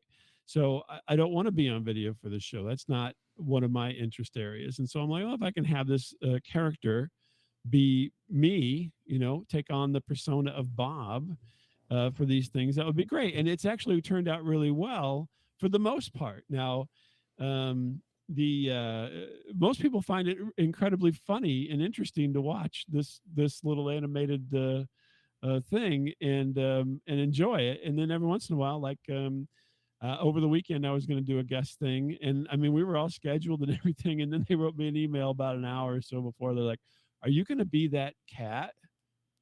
I'm like, "Yeah." Oh, well, I don't want to do this. Really? Yeah, it's only happened a few times. So I had last night, I called my wife over. I was watching some of your videos, and I go, I'm pretty sure I'm interviewing the cat. And she goes, Yeah. you're interviewing the guy that plays the cat. I go, well, yeah, but Yeah. I go, I'm pretty sure he's going to show up as the cat tomorrow. So it's just funny because we did have that conversation last night about whether you're going to show up as a cat. In the interesting thing, because I've had a problem with the name of my show. In fact, I've considered changing it to TSG Podcast for the Stone Genius because, and it doesn't piss me off, but I do think it's funny that when I say it's the Stone Genius, people are like, "Oh, the stoned," Right. and I'm like, there's also genius in it, which is a much smaller percentage than that you'll run into than stone people. So I always thought that because I've had multiple people say that they either one of them was on my show, and then afterwards I go, were you going to promote this on your social media? And they go, oh no, I can't let people know I was on the Stone Genius podcast. That's great. Then why are you asking to be on it? Well, I asked them, and they were a realtor, okay. and they actually did some properties sold properties out of country too. So I saw them in a magazine. It was actually a girl I dated like back in high school. I was like, I know her. I hadn't talked to her, so I was just like, well, I'll reach out. And it was funny when I reached out originally, I just said my name. I didn't say anything else. And then when we saw each other, she was like, oh, I thought that was you. And so, but yeah, it was just interesting after the fact. And I had a former Kansas City Royal who played on their 85 baseball team, World Series championship team. I was talking to him at length. We were in front of each other, and I said, hey, I'd love to have you on my podcast and talk about what you're doing now. And I told him the name. He goes, I can't. He goes, I'm not a stoner or a genius. And I literally looked at him and I went, if Joe Rogan asked you to be on the show, you don't have to be Joe Rogan to be on the show. Right. Yeah. Hold on, I get a sound for that. You're not going to hear the sound, but the crowd. Oh, I heard it. Oh, you did? Yeah, I heard that one. Yeah, that's what's weird. So, and that once again, if someone would just, buttons are not my friend. But yeah. So yeah, there was a long time when I changed soundboards that I hit the wrong button, and it was really bad. Like I would say something that was supposed to be like some crickets, and it would be like applause instead. So yeah, gotcha. Well, I do what I can. I had mentioned earlier that I had people that used to come in to talk to me about podcasts. And I always would think it was funny because I'd query them about either what their subject was going to be or just like listen how they talk and anything. Mhm. I have found that Jerry Seinfeld used to do a bit talking about how Americans didn't like to speak publicly. They would rather, and his joke was, so at a funeral, you'd rather be in the casket because death was number two and public speaking was That's number. right. He goes, so you'd rather be in the casket than in front of the casket speaking. Mhm. And I always thought that was right because people would get nervous if they had to do speeches in class or what, in that never, I can talk to, doesn't matter. That Mhm. has never caused me any hesitation. However, now that there is podcasting, I feel like there are a lot of people who shouldn't have a platform that have found this platform. And I mean, Yeah. have you seen, and I'm not just talking about even the objectionable people that are spewing different whatever that you may not agree with or disagree with or they're abhorrent, whatever. I'm even just talking about people that are, and like people that just, I don't know. I feel like there's some people that I run into and then I talk to them and they're like, oh, I have a podcast, and I listen to it. I'm Mhm. like, whoa. I mean, and I'm sure people do that about me, but do you find that there are more people now with a voice that probably does not need to be amplified that's getting it amplified? Uh, well, I suppose, if you were to ask me on that personally opinion, I would say anybody can have a voice. I mean, that's just part of the great thing about technology. If you ask from a standpoint of like if I were to be analytic on the media side of things, yes, you are totally correct. But on a personal note, I would say, yeah, just let them do what they want. I mean, it's not. I mean, it adds to the noise, right? But now the barrier to entry has gotten so low. I mean, literally, you can just do it on a phone. That there, so what? Let them do it. I mean, don't listen to it. I mean, that's the easy thing, right? Is don't. Now, I guess the aggravating part would be if they become very popular and it becomes lucrative for them, and you're like, you can't believe it. But that's just, I mean, that's just part of the world. It's unfortunate that you know uh, we live in a world of no talent hacks who make it big constantly. I mean, I'll give you my example, and this is a big example where I won't get in too much trouble. There's an actor named Timothy Chalamet, right? And you see him in everything. He's in all the Dune movies. He's in Willy Wonka. That guy, I don't understand why anybody would put him into a film other than possibly he is a decent looking fella, right? He can't act for shit. Yeah. He's no good. He's so vanilla and bland and plain and does not make an impact whatsoever in anything he's done that I can tell, right? Anything I've seen, any of these big movies. I always keep this is the thing between me and my wife. We love to watch movies and so forth. And I'll be like, oh my God, Timothy Chalamet's in this. What the hell? You know what I mean? It's like, it's like he's put in because he's the least offensive, right? He's going to slide through. All the women are going to think he's pretty, and good looking and what have you. And they're doing it. And then the side characters are the interesting ones, right? So everybody in Dune was way more interesting than him, but he was the main character.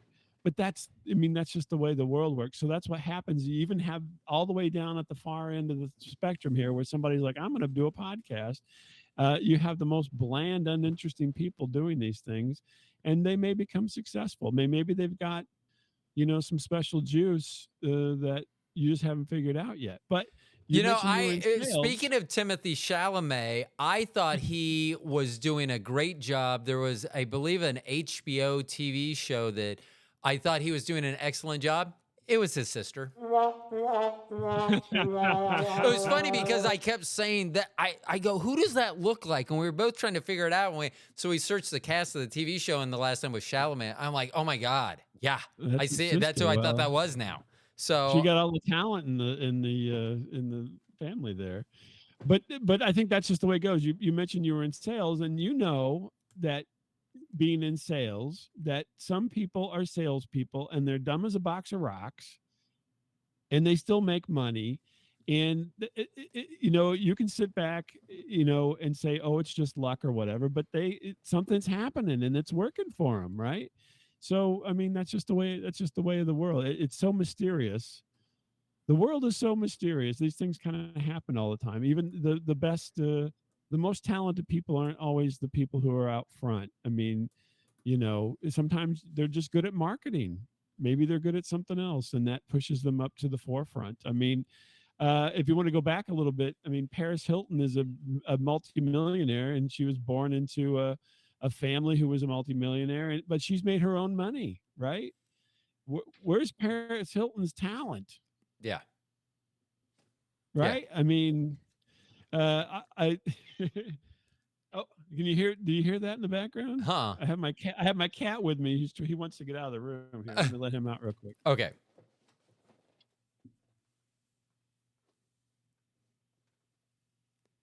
I'm watching I was watching the avatar to see what he was doing while you were letting the cat out. When I go away, it kind of just holds still, I think. Yeah, he just kind of stands up. But I mean, that's kind of the thing. But I don't think that they should. To finish your question, I don't think that they should be removed or anything, or pushed into a special bin or something. I think that stuff sorts itself out, and you do. But I mean, even if we went to Joe Rogan's not the best interviewer. He's the #1 podcast. Yeah, I say that all the time, is that I think he's a shit interviewer. And yeah. I mean, and that's just, that, and I am trying to be objective. I'm not saying that I am saying I'm better, because he misses a lot of follow-up questions that he should just really answer into. And then he's the type to me that seems to be whatever the fucking guest is saying, he'll get swayed by that. I mean, right. The other thing about that is when I have a guest on like you or someone else, I haven't heard of them, and I will always say, you haven't heard of them yet, because these people a lot of these people that are on Joe Rogan, you never have heard of them before they were on there. Or maybe, if you're really into science, what is it? Michio Kaku, the physicist. Yeah. So him, I probably knew who he was before he was on there, but getting more of a presence. And, I see some of these people, and this is the other thing that not pisses me off, but I think is weird, how incestuous some of these, like, I'll be on yours, you on, but, and they just keep going back and forth on each other's podcast. And then some of this stuff that, talking about guests that you see all the time, like one that I see now, his name's Billy Carson. Have you seen anything with him? I know the name is recognizable, but I don't think I've watched anything. So he's into a whole bunch of far out crazy stuff. I will have to say, I admire his mind, because he has a really good memory to remember all this shit. But I laughed at him so hard when he was crying on a show. Because he cried? Yeah, he cried. He was crying, and I was laughing at him while he was crying, because he was crying because he lost his family. Mm-hmm. They left him after he met aliens. Hold on. Okay. I got a sound for that. I have the crickets. I didn't hear that one. I got crickets going in the background. But so my wife and I have actually had this conversation. I'm into aliens, which is why my thumbnail's an alien as well. About aliens. Let's talk about aliens. Yeah. So my wife and I know, if I'm out driving and a UFO lands, I'm getting on the UFO. If I don't have a chance to call, if I just disappear, if you find my car, most likely it was a UFO. I mean, the only way I don't get on if it's too cold. So if it's the Nordic, the Nordic aliens, you're not going to get onto the UFO. Well, when a lot of times they'll show like a UFO open and there's like steam or something coming out. Yeah. Maybe that's because it's so cold inside that when it hits so I would be like, yeah, I want to go. And if it was like, even if it was like 68, let's say 69 degrees in there, I'd be like, can you turn the thermostat up, or do you have a warm room, a sauna? I mean, I would think they would have that type of technology, but oh my God, if aliens show up, my family is a distant memory at that point, and they're well aware of that. Billy Carson was mourning the fact that his family left him because of the alien thing. I Yeah. mean, I would venture to say, not knowing this person, only recognizing the name, that there was a lot more issues other than You the think? aliens. Yeah. I think so. Yeah. People Yeah. don't normally just jump ship that easily. I I mean, know. you know. But you met aliens. I don't know. So because Well, here's what I was thinking. Like if mhm. someone, so I actually thought about this because I try to think about everything. So if it does happen in my life, I'm a my favorite quote from a movie is from Under Siege 2, Dark Territory. Yes, a Steven Seagal film. Where Travis Dane, the bad guy, says chance favors the prepared mind. Right. Okay. So I always try to take chance out of by being prepared for everything. So I was like, Mhm. you know, like I don't think Bobby wouldn't leave me or whatever because I'd met aliens. She would actually be, oh, okay, I'll do the podcast again. Let's talk about that. Mhm. But how about if she came home and said, you know what, I'm a flat earther. I mean, Yeah. because I mean that's a line in the sand right there. I mean, Yeah. because I would, I don't know. I would once again, I would think there would be. Can you be into aliens and believe in the flat earth? Maybe I mean, they seem a little incongruent, maybe no. I mean, potentially. now honestly, I'm a believer in the simulation theory. I do believe that we're living in a simulation. I'm. Mhm. I think I could prove this. So there are times that I will go somewhere and something will be like I'll look for something like say this pin that's right here on Mhm. this desk, and I'll come out here and it won't be here. I'll go look around, and then later I'll come and it's sitting right where it was. No one did anything. Mhm. No one did, and I'm like, so I think that the simulation, like games, you only see what's in front of you. Like what Mhm. is it, Minecraft? When you move forward, then the everything comes into view. So I think that my programmer just forgot to put my pin here. And my wife's like, she goes, so you think that's honestly what's happening? I go, well, the other thing is my eyesight is so bad that I didn't see the pin laying there in plain sight. And you drive with me. So what would you rather the answer be? Mm. I mean, so in the way Neil deGrasse Tyson talked about it once, he goes, if a society could ever, a civilization could ever develop a simulation, you would most likely simulate what you know, so what you're used to in the universe Mhm. and everything, and then you get that simulation could make a simulation and make a simulation. And so, because the question was asked, do you think that we live in a simulation? He goes, well, if it's a simulation, it's more likely that we're in simulation than base reality just because there'd be it's either one or anything else. Mhm. And so yeah, I don't know. I there have been times that things have been weird, and it just Sure. yeah. So and it just I don't know. I mean, Yeah. maybe I'm one of those Americans that just hopes that there's something greater, stranger, or grander than ourselves. I mean, I grew up a Christian. I'm a believer in God. My wife's why I'm a believer in God. There's no way a guy like me gets her. Although I've said this many times, if I'm a karma believing guy, which I'm not really, but if I was, I've thought, man, I must have been amazing in a previous life for Mhm. me to get my wife.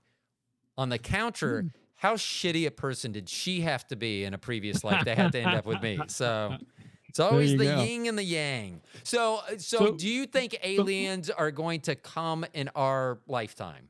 Do you believe in oh god, aliens? now I'm going to sound like a total nutter. Yeah, yeah, Uh, no, I think at this point in our history, I think there's enough information that's semi-available to say that there already are aliens and yeah. they're here, right? I can't tell you who is and who isn't or where they're at and so forth, but I think that we're past that, right? And at least alien in the sense of people who are not from the earth, right? So, let me rephrase that: people who are not from this version of the Earth. earth. So right? Because you can is open it it up kind in of like a dimensional. They Live, John Carpenter's They Live? Is that what it's kind of like? No, Because no, no. I don't think it's like that okay, necessarily. Um, because everybody, okay, so if you want to go down the rabbit hole of aliens, right, everybody's like, oh, they're why are the aliens here, right? The aliens are here to lord over us. The aliens are here for our resources. The aliens are here to have sex with our women. I mean, it goes on and on and on, right? If there truly are, if you think, I always think people apparently just throw logic out the window most of the time and just go with some kind of gut instinct kind of frame there, because they're like, if I was an alien, I want to go screw all the other people's women, or if I was an alien, I want to take all of their good stuff. You know what I mean? I'll have all their Air Jordans. um so but that's not reality, right? So logic would dictate that if there are people, or not people, but some other species that can travel the cosmos and arrive here, right, anything we have is useless. yeah, even even our best looking, of the fairer sex are totally useless to them, right? yeah, So they're coming here just the same way that we go into the ocean. How many guppies are people in the ocean when they're swimming around saying, God damn, I wish I had that guppy's life? You know what I mean? Or that sunfish or whatever, right? right. Nobody, because you're invading another environment that literally you're just there to see what the hell's going on. Wow, that's cool. Look, there's cool. There's a turtle. Um, I think So it's you totally kind of that have like way. a almost like the zoo. There's some people that think that Earth's Yeah, like a zoo. Like you go to the zoo, but you yeah. look around, and you're like, it's funny because you had mentioned sex with an alien. Because my wife and I, once again, we've had this talk. So Sure. I, sh- of course, it came up. We were talking about if I would have sex with an alien. I said, yeah, probably. I mean, if it doesn't have teeth in its vagina or holes or whatever you're doing, then yeah. And then I was like, a lot of aliens look just like humans. So, I mean, would you Right. be able to be like, did you have an affair? Oh, no, she's an alien. Yep, she's an Yeah. Yeah. alien. She's an alien. That's She's right. an alien. So Yep. the reason I ask about They Live is coming up soon. I'm having a friend of the show on who's a movie producer, a movie historian. We were going to talk about They Live specifically, and now we're going to talk Hmm. about John Carpenter's career. But Oh, yeah. Right. my biggest problem with the movie They Live, are you familiar with it? Oh, yeah. Oh, Okay, yeah. is like if you can come to Earth and you can take on the skin of a human, and you have Hmm. all this technology that the signs say obey, but it looks like an Hmm. ad. And like, why wouldn't you just scare the fucking shit out of us? Because if you just showed up Yeah. looking like you look like and said you need to do what we said, I don't understand why. I get it. It's a Well, movie, and that John Carpenter likes to send right. messages with his movies. I totally understand that. But as I'm watching that, I go, to me, I would have been more if if Predator shows up, I will do what he asked me to do quicker than I Mhm. would. Oh, yep, that billboard says obey. I should obey. Right. Yeah, I think that could spin into the thing where Earth is an experience, right? So they come down here to live like an Earthling, which you might go, somewhere to have, well, like Disney World or Florida. Disneyland. Yeah, That's an Florida. experience, Yeah. right? That's an experience. So you don't go there to be, you know, you go there to be immersed, and so maybe that's what the aliens do. They come here to be immersed in another culture and in another environ, and act like the natives, right? And so maybe that's it. I mean, Eh, who knows? It's funny that you mention that because I often feel like I'm on an alien planet when I go to Walmart past midnight. So, Sure. yeah. So, Yeah, but I mean that's an experience, right? So people, that would be like kind of the avatar kind of situation there. But I mean, all these things are scenarios, but we really don't. I would say at the very least, you know, if you look at it kind of from more of a logic model, that none of those scenarios are right. I mean, the scenario is basically they're out in the world and or out in the universe, and they come by our world and they stop by and they're like look around, And it's just like the why wouldn't they land on the White House lawn? How the fuck would they know who the White House is or what their importance is in the landscape of things? They maybe just in their world maybe sticks are important, and they go out in the woods and there's a bunch of sticks. They're like, oh, this is the greatest place ever.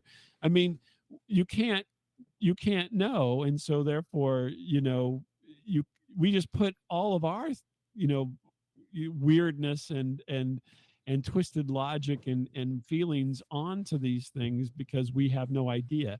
And that's what everybody does for everything, right?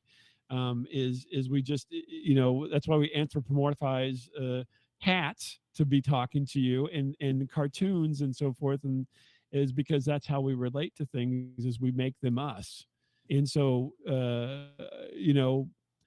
they may be something totally different. Have you ever seen the movie The Arrival? Right, the Yeah. aliens are Charlie totally Sheen at his different. best. Yeah. That's the one with Charlie Sheen, right? When he has the little kid neighbor. Isn't that well the... that no, I'm thinking that's called, what is that one called? I know what you're talking about. That was a good movie too. It was weird, but I'm talking about the one where they're trying to communicate with the aliens. It's got Jodie Foster. maybe it's not called No. no And I don't... I'm blanking on her name now, but she's Jessica Chastain or Jessica Chastain adjacent person. Okay. I think I know it has like a monolith at the beginning of the movie. Right. Or something. Correct. Yeah. So, well, but I don't remember like the name. I do think The Arrival was, and I feel bad that I would know the name of a Charlie Sheen 80s movie. Yeah, that was a good one though. It was another Denis Villeneuve movie, earlier one. I think it was called The Arrival or called Arrival, something like that. Yeah. So The Arrival was the 1996 where Charlie Sheen playing Zane, an astronomer. Right, and then they're trying to basically change the climate of the world to fit their needs. They're doing wholesale change of the world. I'm typing in Jessica Chastain. I want to see because it's not her though. I know it's not her. Now I'm gonna have to look it up now. If you look at Arrival, no, it was Amy Adams, Jeremy Renner. Yeah, so just Arrival. Yes, so that's it. So Amy Adams. Amy Adams. There you are. Yeah, so just Arrival as opposed, and that would be a horrible mix-up too. If you thought you were going to see a good movie like Arrival and you showed up, but you had actually downloaded The Arrival. Actually, I've gotten in a big kick of watching like old movies from like late 80s, early 90s. I started with Blue Thunder from like 1984, which is a great Roy Scheider flick.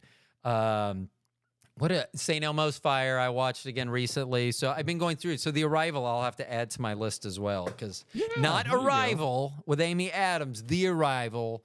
The Arrival. I've seen both of them. So, but I mean that's what I think. Now I had to ask you a question. So have you ever had an experience where you think you've seen something that is otherworldly? Oh yeah, and you just reminded me. I need to reach out to a meteorologist here in town. So here's my story on that. So I had this would have been summer of 1990. And I know because I know what Jeep I had. We're driving down a busy 4-lane divided street headed north on Antioch at 121st about. And something's shooting through the sky. We had the top off on my Jeep. I was with my my cousin and his girlfriend, and all the cars stopped. It was but it wasn't. It was bright, but it looked like a star flying through the sky. I mean, it was bright and it was fat, and cars just stopped. I remember stopping and standing up in my Jeep watching this, and then all of a sudden it stops, stays stopped for a little, and then does all this stuff, and then takes off the other direction. Zip, zap, zoom. So we were going down to Westport, like an entertainment district here. So I didn't give two shits thought about what I had just seen. Didn't even give it a thought. The next night on KMBC Channel 9 News, Brian Busby, the meteorologist, said, we had a lot of people call in, said they saw a UFO. We've checked with all these things, and they said it was a Russian satellite falling from space. Okay. And at that point, I was like, that doesn't go bullshit. the other way. Yeah, the bullshit. And then since then, I've seen on like History Channel or whatever, like UFO shows, I've seen from the space station something that did that. They showed it from like facing Earth, did the same. You saw it moving, stopped, and did all this weird stuff, and then went out the other, shot out and so I haven't seen anything up close. I haven't seen anything. And it's funny because I tell that basic story, and I think it's my personality because I joke a lot, I have fun, and people don't really believe me. But then my wife's like, well, I was driving down 130. This was at night, me. My wife was driving during the middle of the day and said she saw something fly over and it went. And like she tells that story and everyone's like, oh my God. And I'm like, my story was just as good. In fact, all the traffic stopped around me. It was just her that saw this. So it is funny. Like she is much more, I need her to confirm my stories for people to believe them. They take what I tell them with a grain of salt. But no, I've never seen anything. But I did do a podcast, a solo episode where I talk about alien arrival because I have it to what time of the year. I want it to be in summertime, which I know this screws half the people because they're going to be in winter when I'm in summer. I would like it to be later in the day. I don't want to like get up early and have to start scrambling for my life and running from aliens. So there's, you know, I would try to get to the dispensary. Like if they could come like on a Wednesday, I usually go to the dispensary on Tuesdays. So I would at least be stocked up for the next week or so. So there are certain parameters, and I need it to happen sooner rather than later. And I know that screws our kids. We have a 28-year-old and a 22-year-old, and they have conceivably the rest of their lives ahead. But like if this happens in 10 years, I'm not that mobile to begin with at 56. I'm not outrunning aliens or anything else at 66. So another thing. So if there's an alien invasion, I'm basically saying I need it to happen in the next 90 days. There you go. I got a 90-day term on this. I need to happen in or else they're gonna have to wait till next season. I think interesting with your story versus your wife's story is there's one big difference, and it's daytime, nighttime, right? So people on any kind of nighttime story like that, no matter how you explain it, everybody's got an answer for you, right? Because you don't have the daylight, right, for you to perceive it in. Now, I believe you. I think you probably saw something, to be honest with you. And the time period sounds about right for the generic cover-ups that have constantly happened over time for anything like that. Oh, it was just, a meteor. It was just this. It was just that. But if anything changes directions like that and goes up and down as opposed to, side to side in your field of view, then chances are it probably isn't what they're saying it was, right? Yeah. And you said more people saw it as well. And so therefore you have, but at the time, you don't know who those people were. I would say for, not that it will make a damn bit of difference in the way things happen.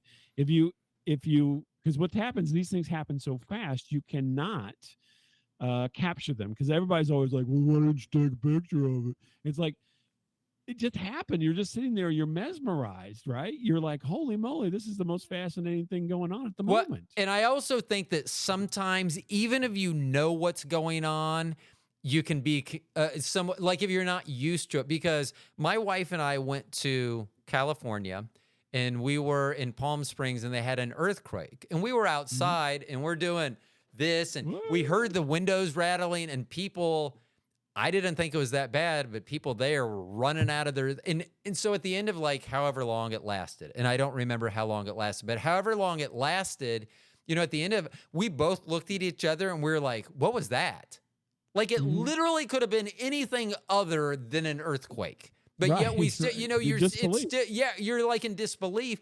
And that's sometime, 1990, no one had phones yet or anything like that, or very few people did. They didn't have cameras on them, so there was no way.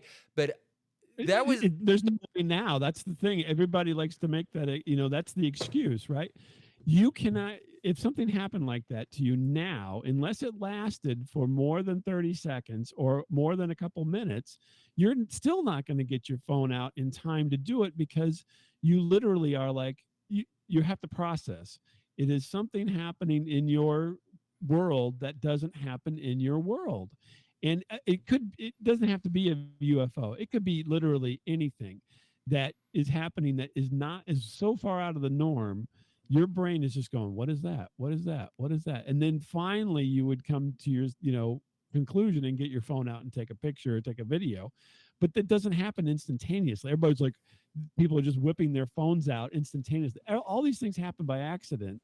If people catch them, they happen because they're going on for longer than is Expected. a few minutes. Yeah. Well, and here's a good point. As you're talking about that, I was thinking I've had a dash cam for like 5 years now. Mhm. I've captured 0 accidents on the dash cam. And they happen every day. And I'm driving in traffic every day, and there's idiots every day. In fact, I've always said, like, most people will say, erase my browser history if I die. Mine is erase my my memory card inside because I have an interior camera as well. And I tend to comment on everyone's driving.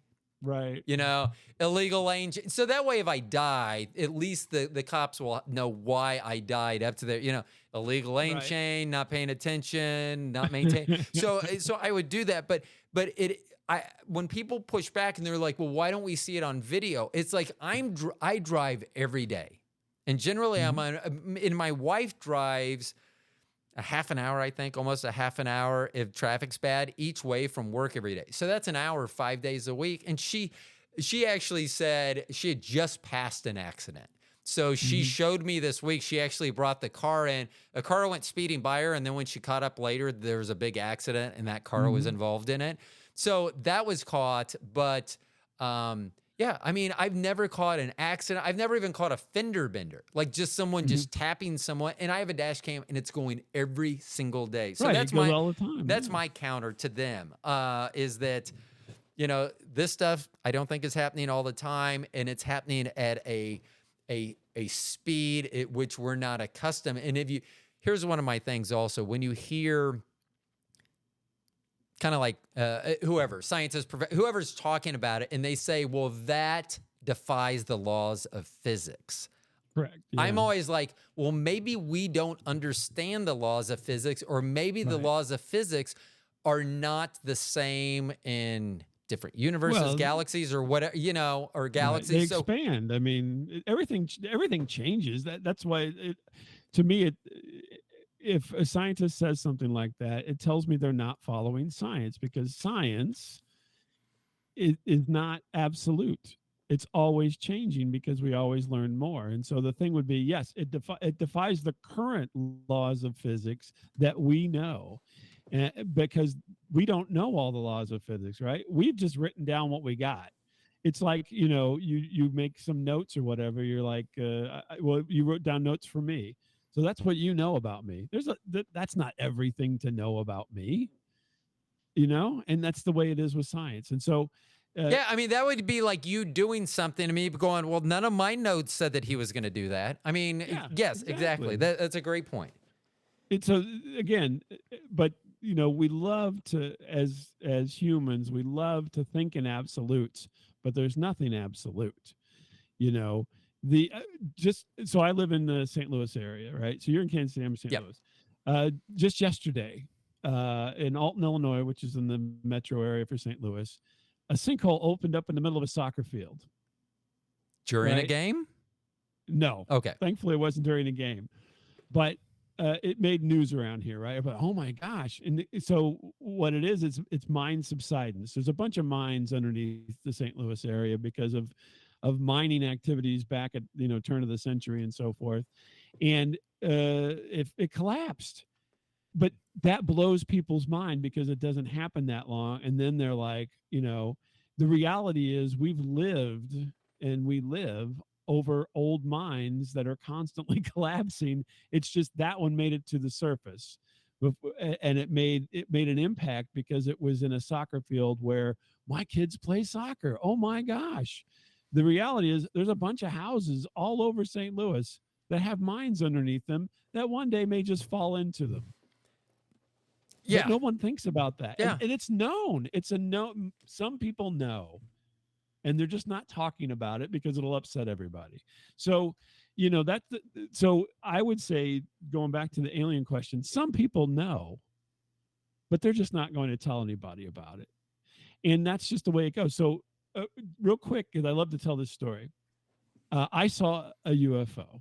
And I actually recorded this because we had been recording for several years at this point. So I recorded this on our show back in 2005. And I had a candy bar phone, right? So a Nokia, one of the Nokia hammer phones now, right? You can drive Right. nails with it. But I did not have it on me. And I was outside swinging my children on their swing.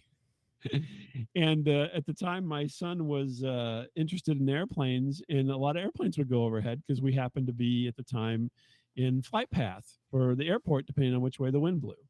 And there's a Air Force base here near St. Louis called Scott Air Force Base. So things would be coming in and out of that as well.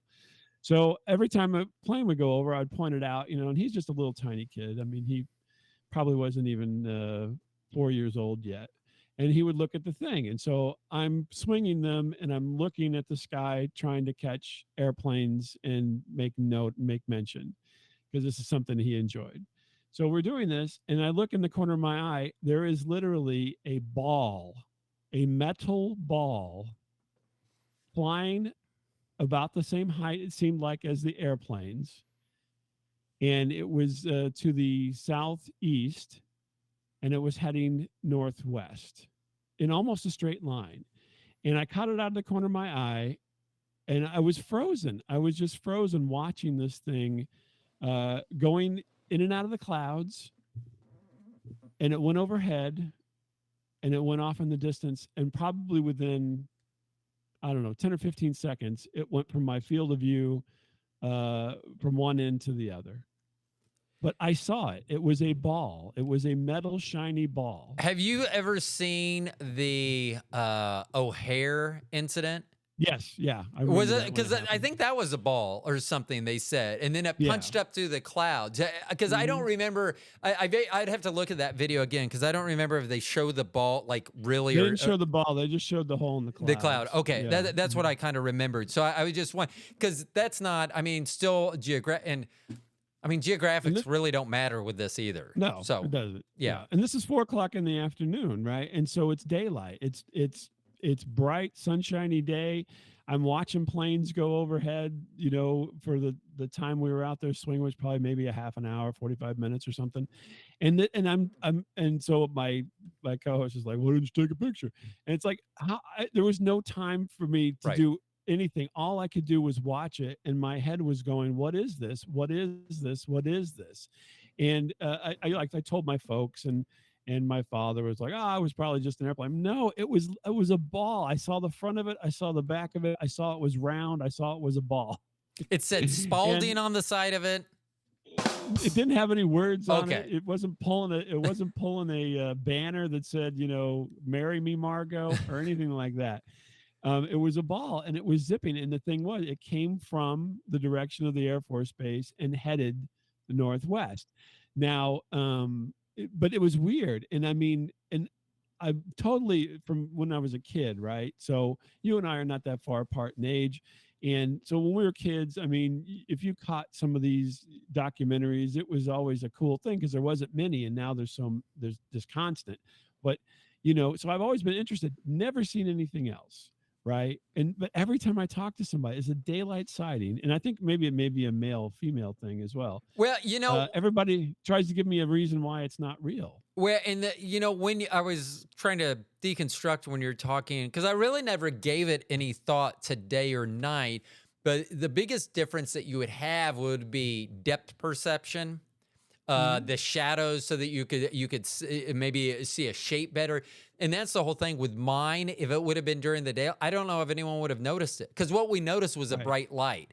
And would it have been that bright during the daytime, or did it need to be against the dark sky for us to see it? But when you had mentioned that, I'd always wanted to ask that meteorologist, what, because I remember him mentioning that, and he just recently retired after 30 years here in Kansas City, 30 plus years.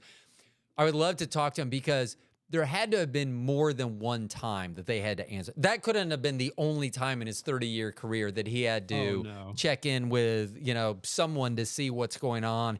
And whether, someone like him with his background, and because he would better understand atmospheric conditions and what they could do and could not do. So I wonder if he would be a better judge of, that's bullshit what they were just telling me, or, oh, that makes sense. So yeah, I don't, and you never know, and we'll never know the truth of any of these things, is that kind of the sad part. But at least for me, it's like at that point in time, I'd already had an inkling of a thought that something could be right, just because of history, right? Just my history, personal history. And at that moment when I saw it, it wasn't like there was this big change or anything, but then I switched from being somewhat skeptical to being much more, believing. If somebody told me something, I'd be like, oh, of course that probably happened. I mean, because when you have that experience and then you have everybody telling you that you didn't have that experience, it makes you kind of angry in a way. I mean, you're like, no, I did. And then, did your kids see it? I'm like, no, they're little kids. They were swinging. They were having fun. I didn't say anything to them. Right. I just watched in those few seconds that it went overhead, and I took it all in. And I was trying to discern what it was, because the whole time I was trying to discern what it was. Now, I got some confirmation, because at the time, even in 2005, I did a web search and I found a site that I did web searches for more than that, not just that day. I did it for like weeks. And I finally, on a thing that was published, I think it was called UFO Maps or something, somebody in a neighboring town said they saw the same thing at the same time, approximately. And so then I got confirmation that it wasn't, I'm not dreaming these things, because now I have told somebody I don't even know, right? I don't even know. And they just put it online, because it wasn't online before. And they just put it online. They said, hey, I just saw something in the sky. It was a ball. It went flying over me. And it was in the direction that I saw it going, right? So all that kind of comes together, all these data points, right? So now, does that mean that it's something alien? I still said at the time when I recorded, and you can listen to the show if you go look it up on our site, back in 2005, I don't know if it was alien. It could have been, for all I know, it could have been the Air Force, and they're just not telling anybody about it. But at the time, I had read almost nothing or saw almost nothing on spherical shaped UFOs, right? I mean, maybe a couple things, but it wasn't very prominent at all. And so, at the time, it was all cigar shaped, saucer shaped, you hear about all that kind of stuff, triangle shaped. And so this was something that then was also, because I started looking for, doing searches online for pictures of spherical UFOs, and I just could not find very much at that time. Back in 2005. Now you'll find all kinds of stuff, but not at that time. So who knows? Maybe it's just our own technology, but I have no idea why they'd make a spherical vehicle, because I mean, what do? I mean, does it hover off the ground? When you land, it just rolls away? You got to put a rock under it? I mean, what's the deal? And I was just looking through my notes, because I swear I just said this on my solo show I just put out, was that I was trying to figure out why there's been a change from 1940s flying saucers to dish shape, because like 40, 50, 80 years, whatever that is, 80 years almost, that's not, in cosmic time frame, that's not very much time. No, so why would those machines change so drastically over such a short period of time? You would think that I don't know. Like, because that's what you rarely see the classical flying saucer type. It's either like a triangle, or it's a tic tac or a sphere or something like that. Right. Yeah. And I just thought that was interesting. Why the shape has changed over 80 years. I'm not saying that. I don't know. And if anything, that would lead me to believe that it would be more human originated than it would be extraterrestrial originated. Right. Or unless you had different extraterrestrials. Like, hey, we still are figuring out how to do the flying saucer, and they know how to make it into a sphere and go all different Right. Yeah, directions. they So got this that ball thing going. yeah. The one thing that I do have a problem with when I watch a lot of those shows, and here's a side note because I'm going to call him out because he hasn't been on the society. So part of the International High IQ Society, uh, Travis Taylor. Oh, should I be? Is that bad calling someone out as a genius? I'm pretty sure. I mean, he's got all of his degrees. Anyway, we used to communicate quite a lot during that. And he was the one that said he was one of the ones I'm just now thinking about. He couldn't be on my show because History Channel said that History Channel wouldn't allow him to be on a show named The Stone Genius. Stone Genius, Yeah. gotcha. Yeah. And then he's actually totally one gone of the forefront people. Yeah. Yeah, and he's gone dark since he really took on the forefront of search. I haven't seen him be back on there. He's still in. I mean, I can still search him. He's still a member, but I haven't seen him interact. And I sent a couple messages since just to see whether he would have the time or the wherewithal to come on the podcast and talk about it. But it is interesting that one of my issues that I have when you talked about telling stories and about the believability, some of my, like, I believe maybe not so much in demon possession, but I don't know.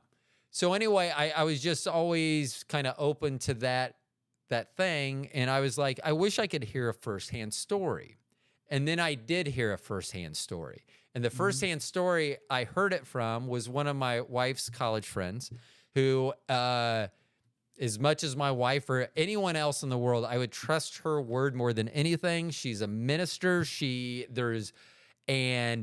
When she described what she had seen at one point with a family member and what went through, I really was in disbelief. Even though I know that this is a legitimate, accurate, they're not going to lie to me, they're not going to embellish for any reason.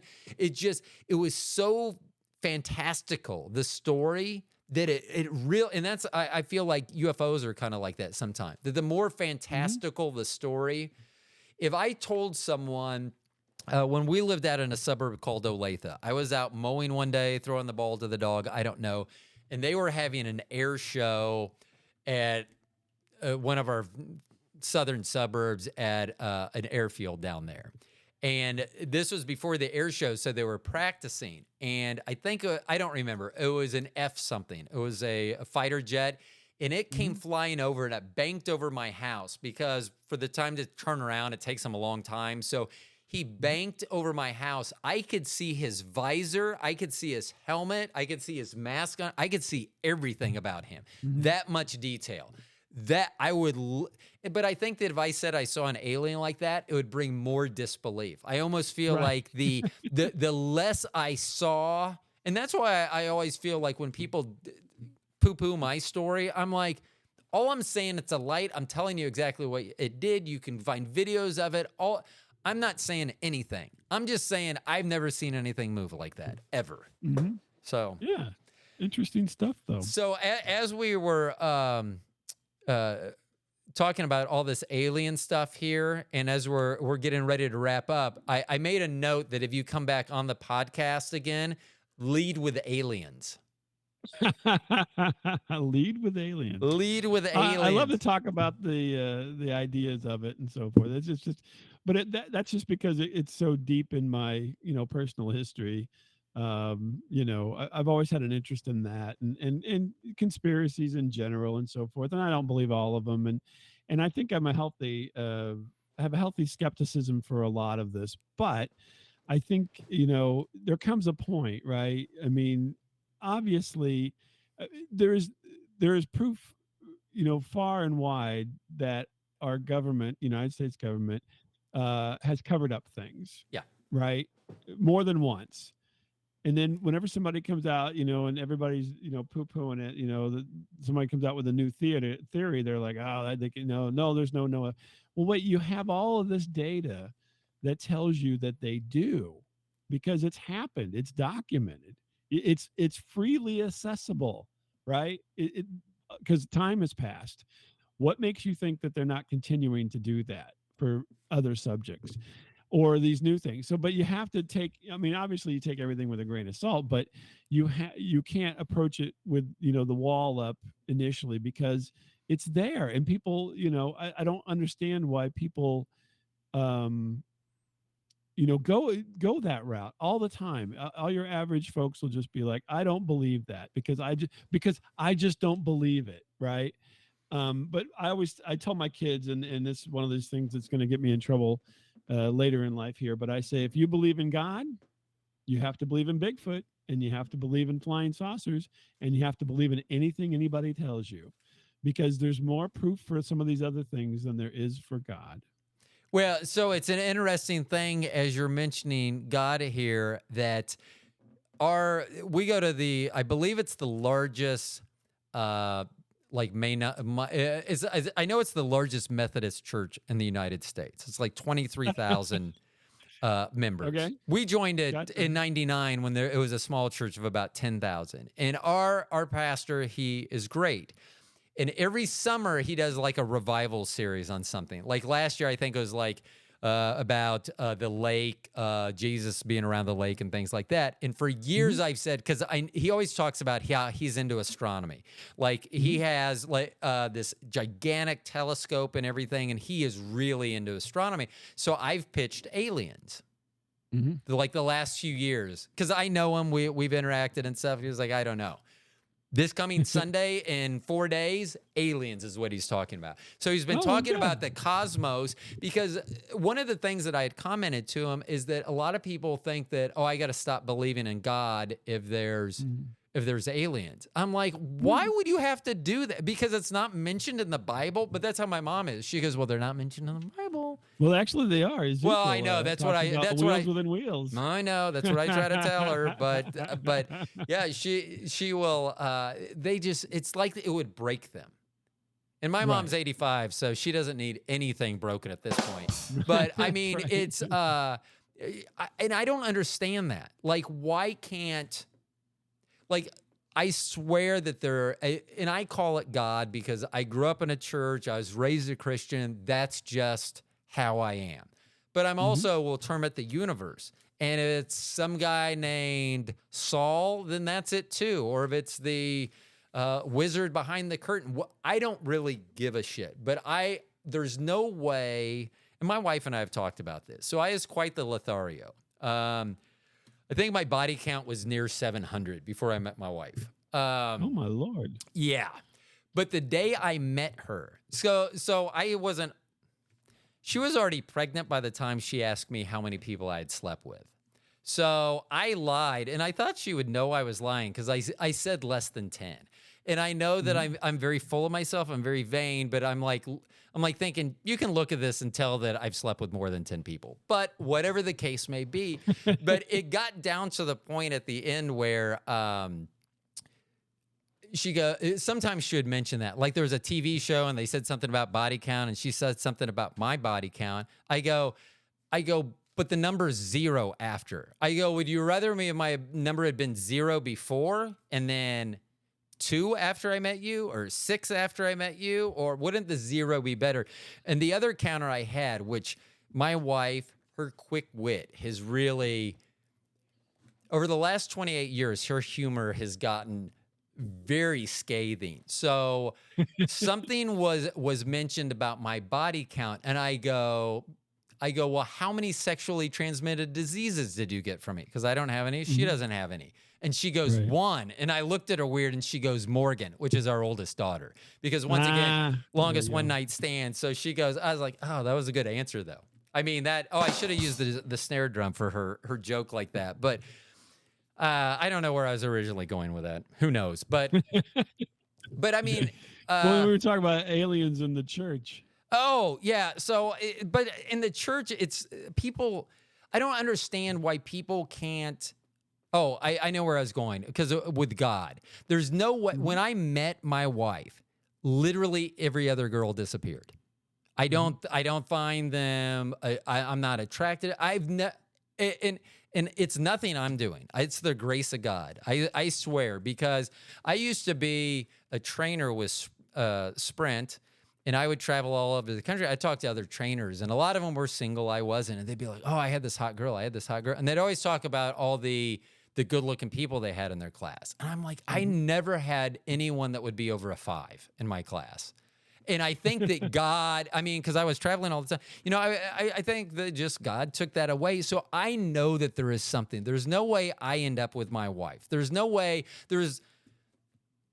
I'm trying to, I know there was something special about her because I've been with her for 28 years. But like on first glance, there was nothing different about that night than it was hundreds of times before, except for the fact that everything else stopped. I mean, I told my roommate the next morning that I had met the girl.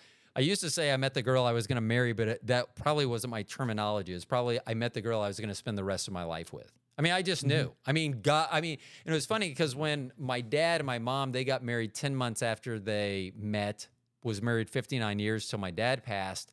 And he used to always tell me, I'd go, how did you know mom was the one? Because I never had any feelings toward girls. And I mean, like romantic, like, oh, we should see where this goes. And he goes, you'll just know. And I used to always be like, bullshit.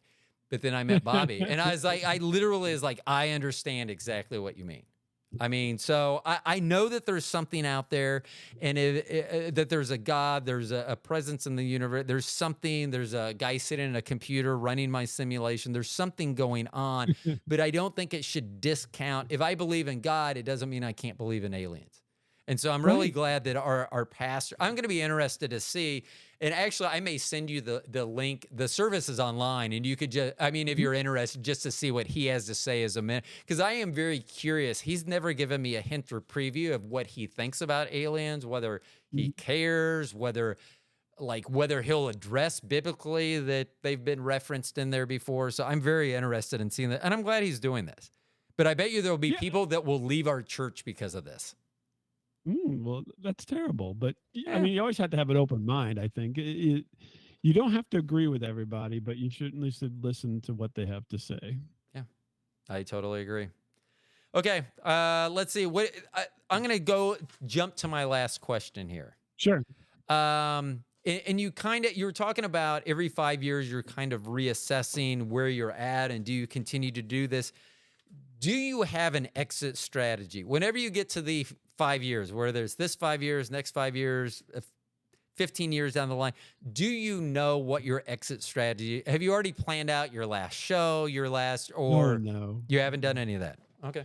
No, I haven't even thought about that. I think the only thing I think about as far as like the end of things would be the end of me, right? So what happens when I'm not there anymore? I mean, and you really have. I mean, it does take up some brain power there, because I mean, my kids don't care. I mean, they know I do this. They know I've done this. They didn't know it until they were older. But there's not interest in that, right? I mean, they're not. It's like I always feel bad because my parents are older like yours, and they have all this stuff, and then they're like, oh, do you want, and like, I don't want your stuff. You know what I mean? You have some interesting things, but there's nothing, because we're different people. There's not necessarily everything that you have is something that I want, right? Right. And I'm coming to this realization in myself. I'm like, my kids aren't going to want this, and so my thoughts really turn to, what do I do with it? Because once I'm gone, there's nobody to maintain, right?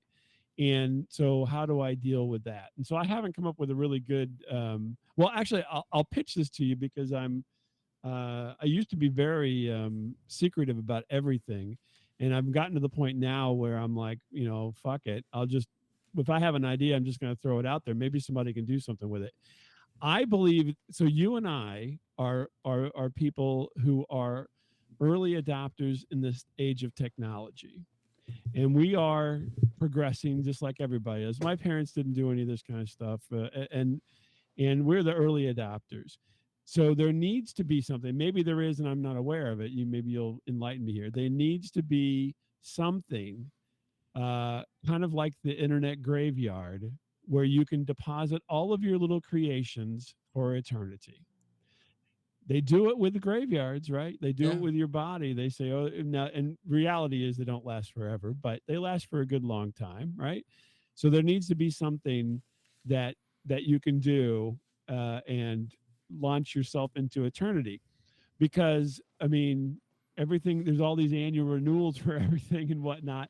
Eventually, you can't do that, right? I mean, most people aren't going to be able to. I'm going to make a trust that's going to pay for this, for the next 1,000 years. Perpetuity, right? Yeah, but most people can't do that. But if there's something that would be of because space and so forth, the internet, server space and whatnot has gotten cheaper and cheaper and cheaper.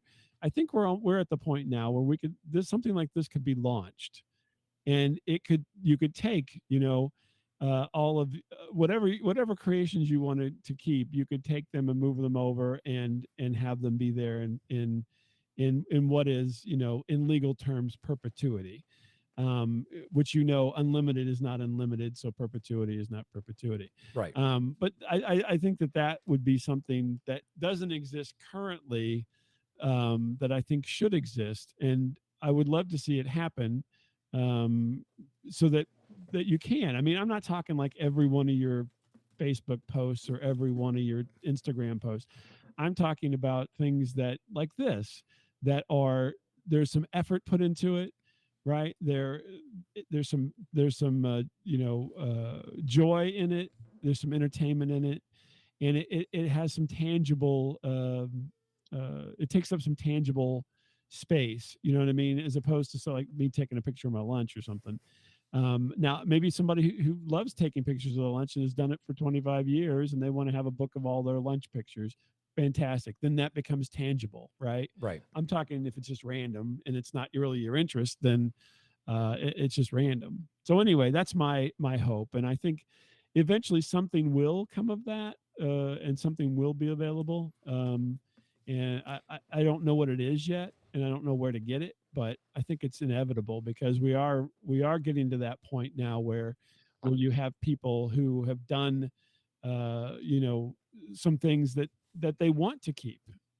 So Yeah. that would be my end game, and basically I'll probably just keep doing it until Miles kicks it or I kick it, and then at that point I'll just shelve it all and put it wherever I can put it. At that point, I've always said, the funny thing is, and we go back and forth, but I've always said there's no show without Miles, and because that's part of the magic. If you right, would stop telling him that, he would show up on time. See, now he knows that the show is all him, so he's like, I can show up whenever the fuck I want to. So well, stop but the telling show him isn't that. all him; it's the combination. That's the Okay. thing. And I say that too, but I mean, it's not all one person. It's the combination. It's like you mentioned. I mean, not this is gonna we're gonna go there, but you talked about your wife. It's the combination. Yeah. Right. If it wasn't the two of you, it wouldn't be the same. Yeah. And that's exactly it. And so therefore, I mean, you and I have a good rapport. We've talked now for 2 hours. Yeah. Right? How many people have you never met in your life and you sit down and talk for 2 hours? Well, and I will tell you, that's statistic. what's fun about this show is I often tell people it's what I think I even on the pitch to you, I go, it's going to probably be 1.5 to 2 hours. That's typically because we'll start talking, and then because it's more of a conversation than it is an interview, that we go and it's like, oh wow, 2 hours. I had one guy once who I said, they're 1.5 or 2 hours, or I think I said they go 1 to 2 hours. He goes, well, I pick 1 hour. I was like, well, that's not how it works. I go, that's fine. So he came on the show, and I stopped him at 1 hour and 20 minutes in, and I said, just so you know. And I reiterated that he wanted an hour. I go, we're at 1 hour and 20 minutes. You haven't even come on the show to talk to us about what you wanted to talk about. He's like, oh, so it ended up being almost a 3-hour show. But it was funny because sometimes, it is. I love being able to do this as an adult because, like you say, most people don't get to have conversations like this. No, and it's not the usual. Yeah, it isn't. And because I get to say I get to pick the people, but it was also your pitch to me that kind of made people stand out. Because some people were just like, well, I would be an entertaining guest. I'm a stoner. Wow, thanks. Okay, I can do that all day long. I can do that by myself. So, hearing someone that has a story, that has a background, I like doing because then we start talking about, hey, let's start talking about staticradio.com. And then all of a sudden we're talking about aliens. So, I mean, Yeah. I absolutely love doing this. And knowing that you're so close because we go to St. Louis every once in a while. I mean, it's neat knowing that there's people like you, like me, that sometimes you forget about that. Like some of the people I've been talking to recently, right before I talked to you this morning, I had a brief call with someone from the UK that's been on the show multiple times, and we're just Mhm. talking about doing something a little bit different, like on social media. And then I talked to someone in Canada, so I forget that someone can kind of be right down the street from me when I do this as well. So that's awesome. Yeah. Or I guess right down I-70 if we're going to be Right. Yeah. Yeah. The geographically correct here. horrible I-70. Yeah. Let me ask you this, Bob. Being the host and founder of staticradio.com, do you have anything fancy special coming up here in the next short while? No, not No, really. just Business as usual. It's you've been doing this just like since life. It's a crapshoot. you've been doing this since 1999. I think business as usual for you is pretty kick-ass. So that's pretty nice. So. Okay. Hey, Bob, they can find you at staticradio.com. Any other, and I think I have seen your socials on there. I think you have them listed. So I will list all that on. Everyone remember, always go to the Stone Genius on Instagram, and you can find all the links there on the day this comes out. So if you're listening to this and don't have the links, you can find more about Bob LeMent there. You can also find him at staticradio.com. Man. Yeah, and if you want, I'll just pop it out Yeah. there for you. I mean, if somebody's listening and they feel like stopping by. So we've been doing our show live every Monday night at 9:30. Although that can always change at a moment's notice. Like I said, my partner's always Right. don't count on it being exactly 9-ish. Yeah. So, but on plausible.com, which is actually a stand-up comedy website where you do live stand-up comedy to the masses virtually. And so we've been doing the show on there for, gosh, now, I don't know, half a year, something like that. Just for fun, just for what do they call it? Shits and giggles. Shits and giggles. Exactly. So if you want to stop by there, you're more than welcome. So is that like a comedy show then, or is it more just comedy, or is it more about jokes, or is it just a platform for you? It's at the platform. Okay. So we always tell the goal for us, the tagline that I wrote many years ago when we started was the strange and humorous lives of two Midwesterners.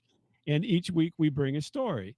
And so those stories, we try to either be humorous or strange.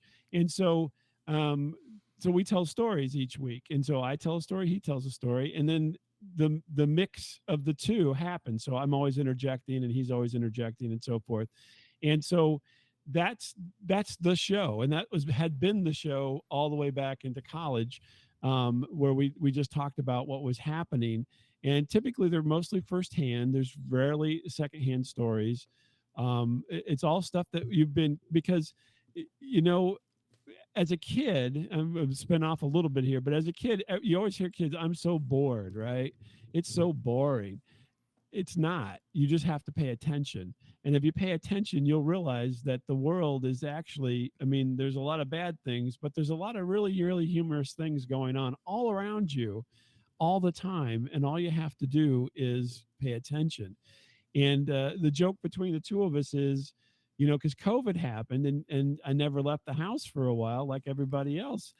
And still funny things popped up. But basically, we always said, if I want a story, all I got to do is leave the house.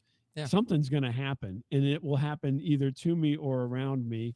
And then I'll be able to tell it on the show. And that's what we do. But we do it live just for fun, because we've been doing it so long. It is like second nature. And so that was just, again, I've always wanted to try different things. And so I happened to interview the lady who created the Plausible. Her name's Leanne Linsky.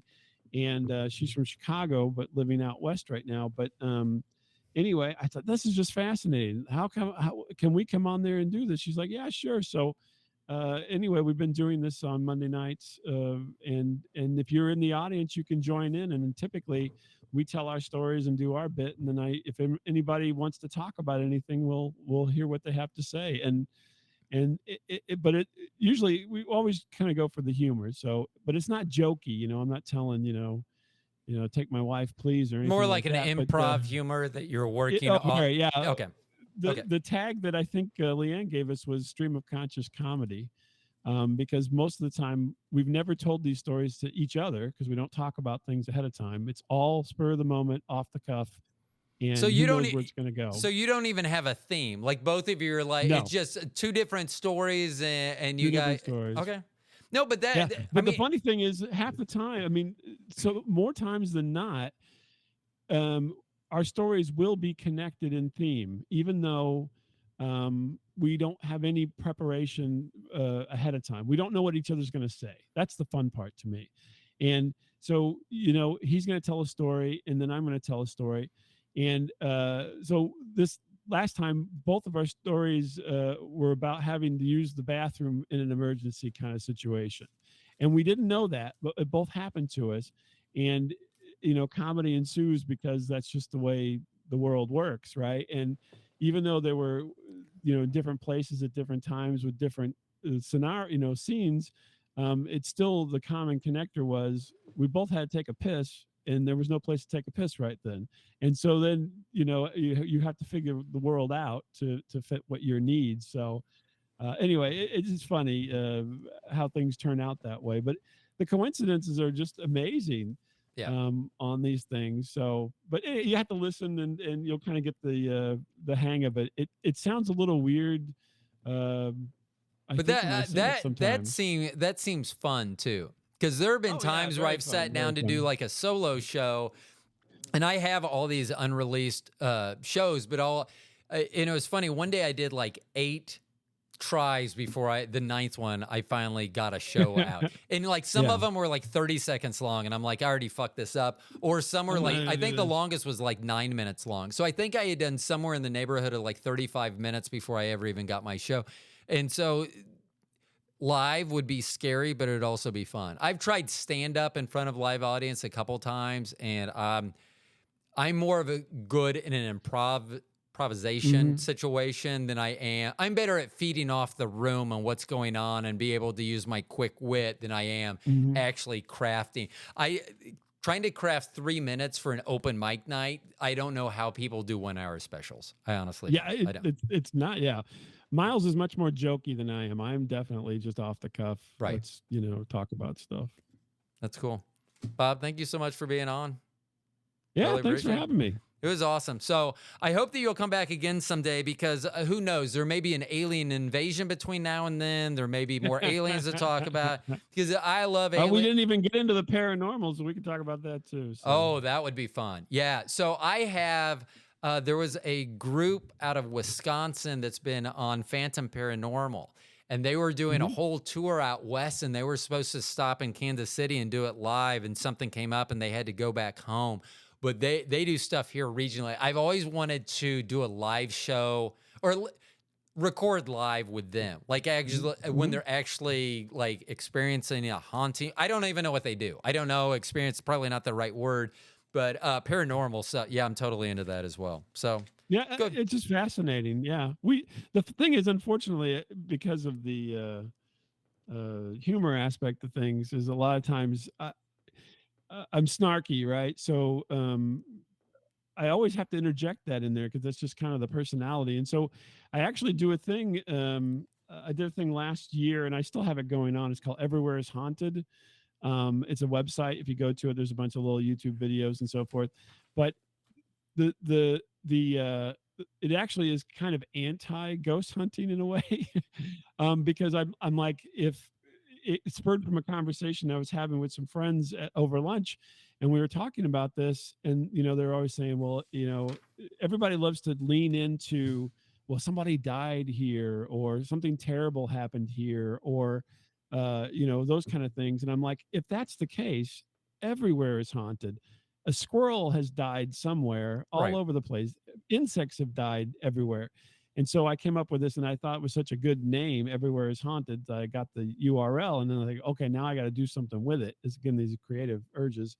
Um, so I came up with 13 questions that I would go randomly to places that some places that say they are haunted, and just I went to a Taco Bell parking lot, and I got myself a REM pod and a meter, right, an EMF meter, Uh-huh. and I see if anything happens, and I ask the same 13 questions, and so I've got I don't know half a dozen or no about a dozen or more that I've done. I usually do them in nice weather because that and I run out one day and go to some place here in the area and do this, but unfortunately nothing has ever happened to confirm that everywhere is haunted.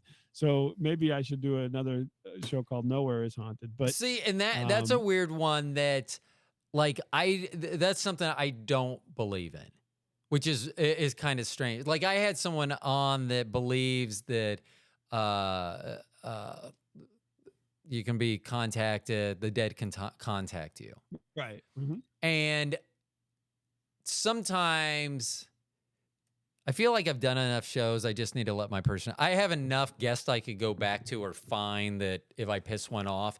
And I don't want to, but sometimes I just like the question I wanted to ask this person, they said, well, when I had a medium, they told me stuff that there's no way they could have known. Right. And like they said that they saw like I was trying to contact my mom, and they said they saw like a psychiatrist.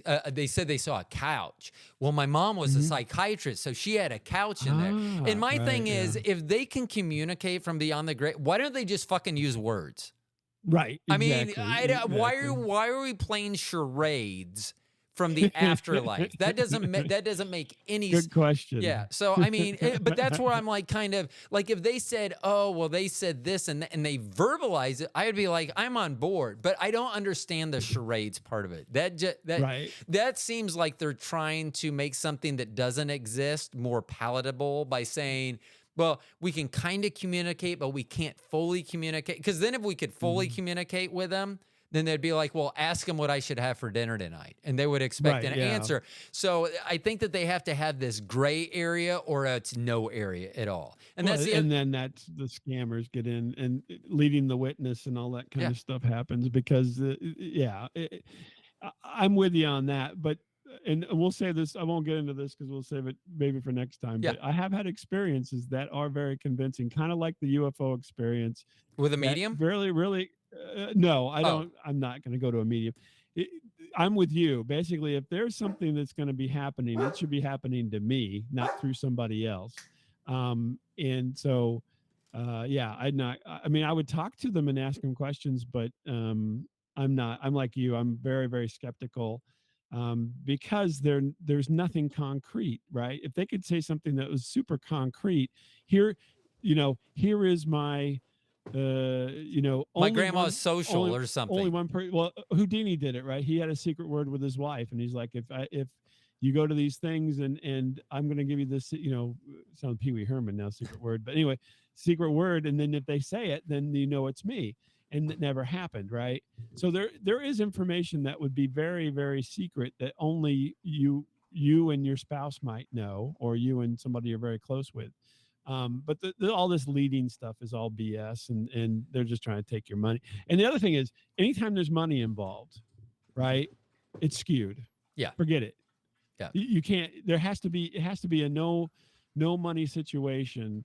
And but the weird thing is, even though I'm that skeptical, stuff has happened, and I'm like, okay. See, and I would like to hear that, because I have, like I said, I've just been skeptical. But like I said, I think that would be a great one for another. I've so much enjoyed having you as a guest on the program today. I mean, we're 2.5 hours in. I'm sure that. Yeah, and I got 11:30. I got to go do something else. So. Yeah, so I really appreciate you taking more than the time that we had allotted today. It was a lot of fun talking to you. And as we're making notes, typically what happens with me is, as soon as we hang up, I'll start kind of developing the next show. So Bob LeMent, he's with staticradio.com. thank you so much for being on the program. I appreciate it. Hey, thanks for having me. You're so welcome. Hey, everyone else, I know this is a quick exit, but Bob's got to go, and we've kept you long enough. But you've been listening to the Stone Genius podcast, and I'll talk to y'all later. Bye.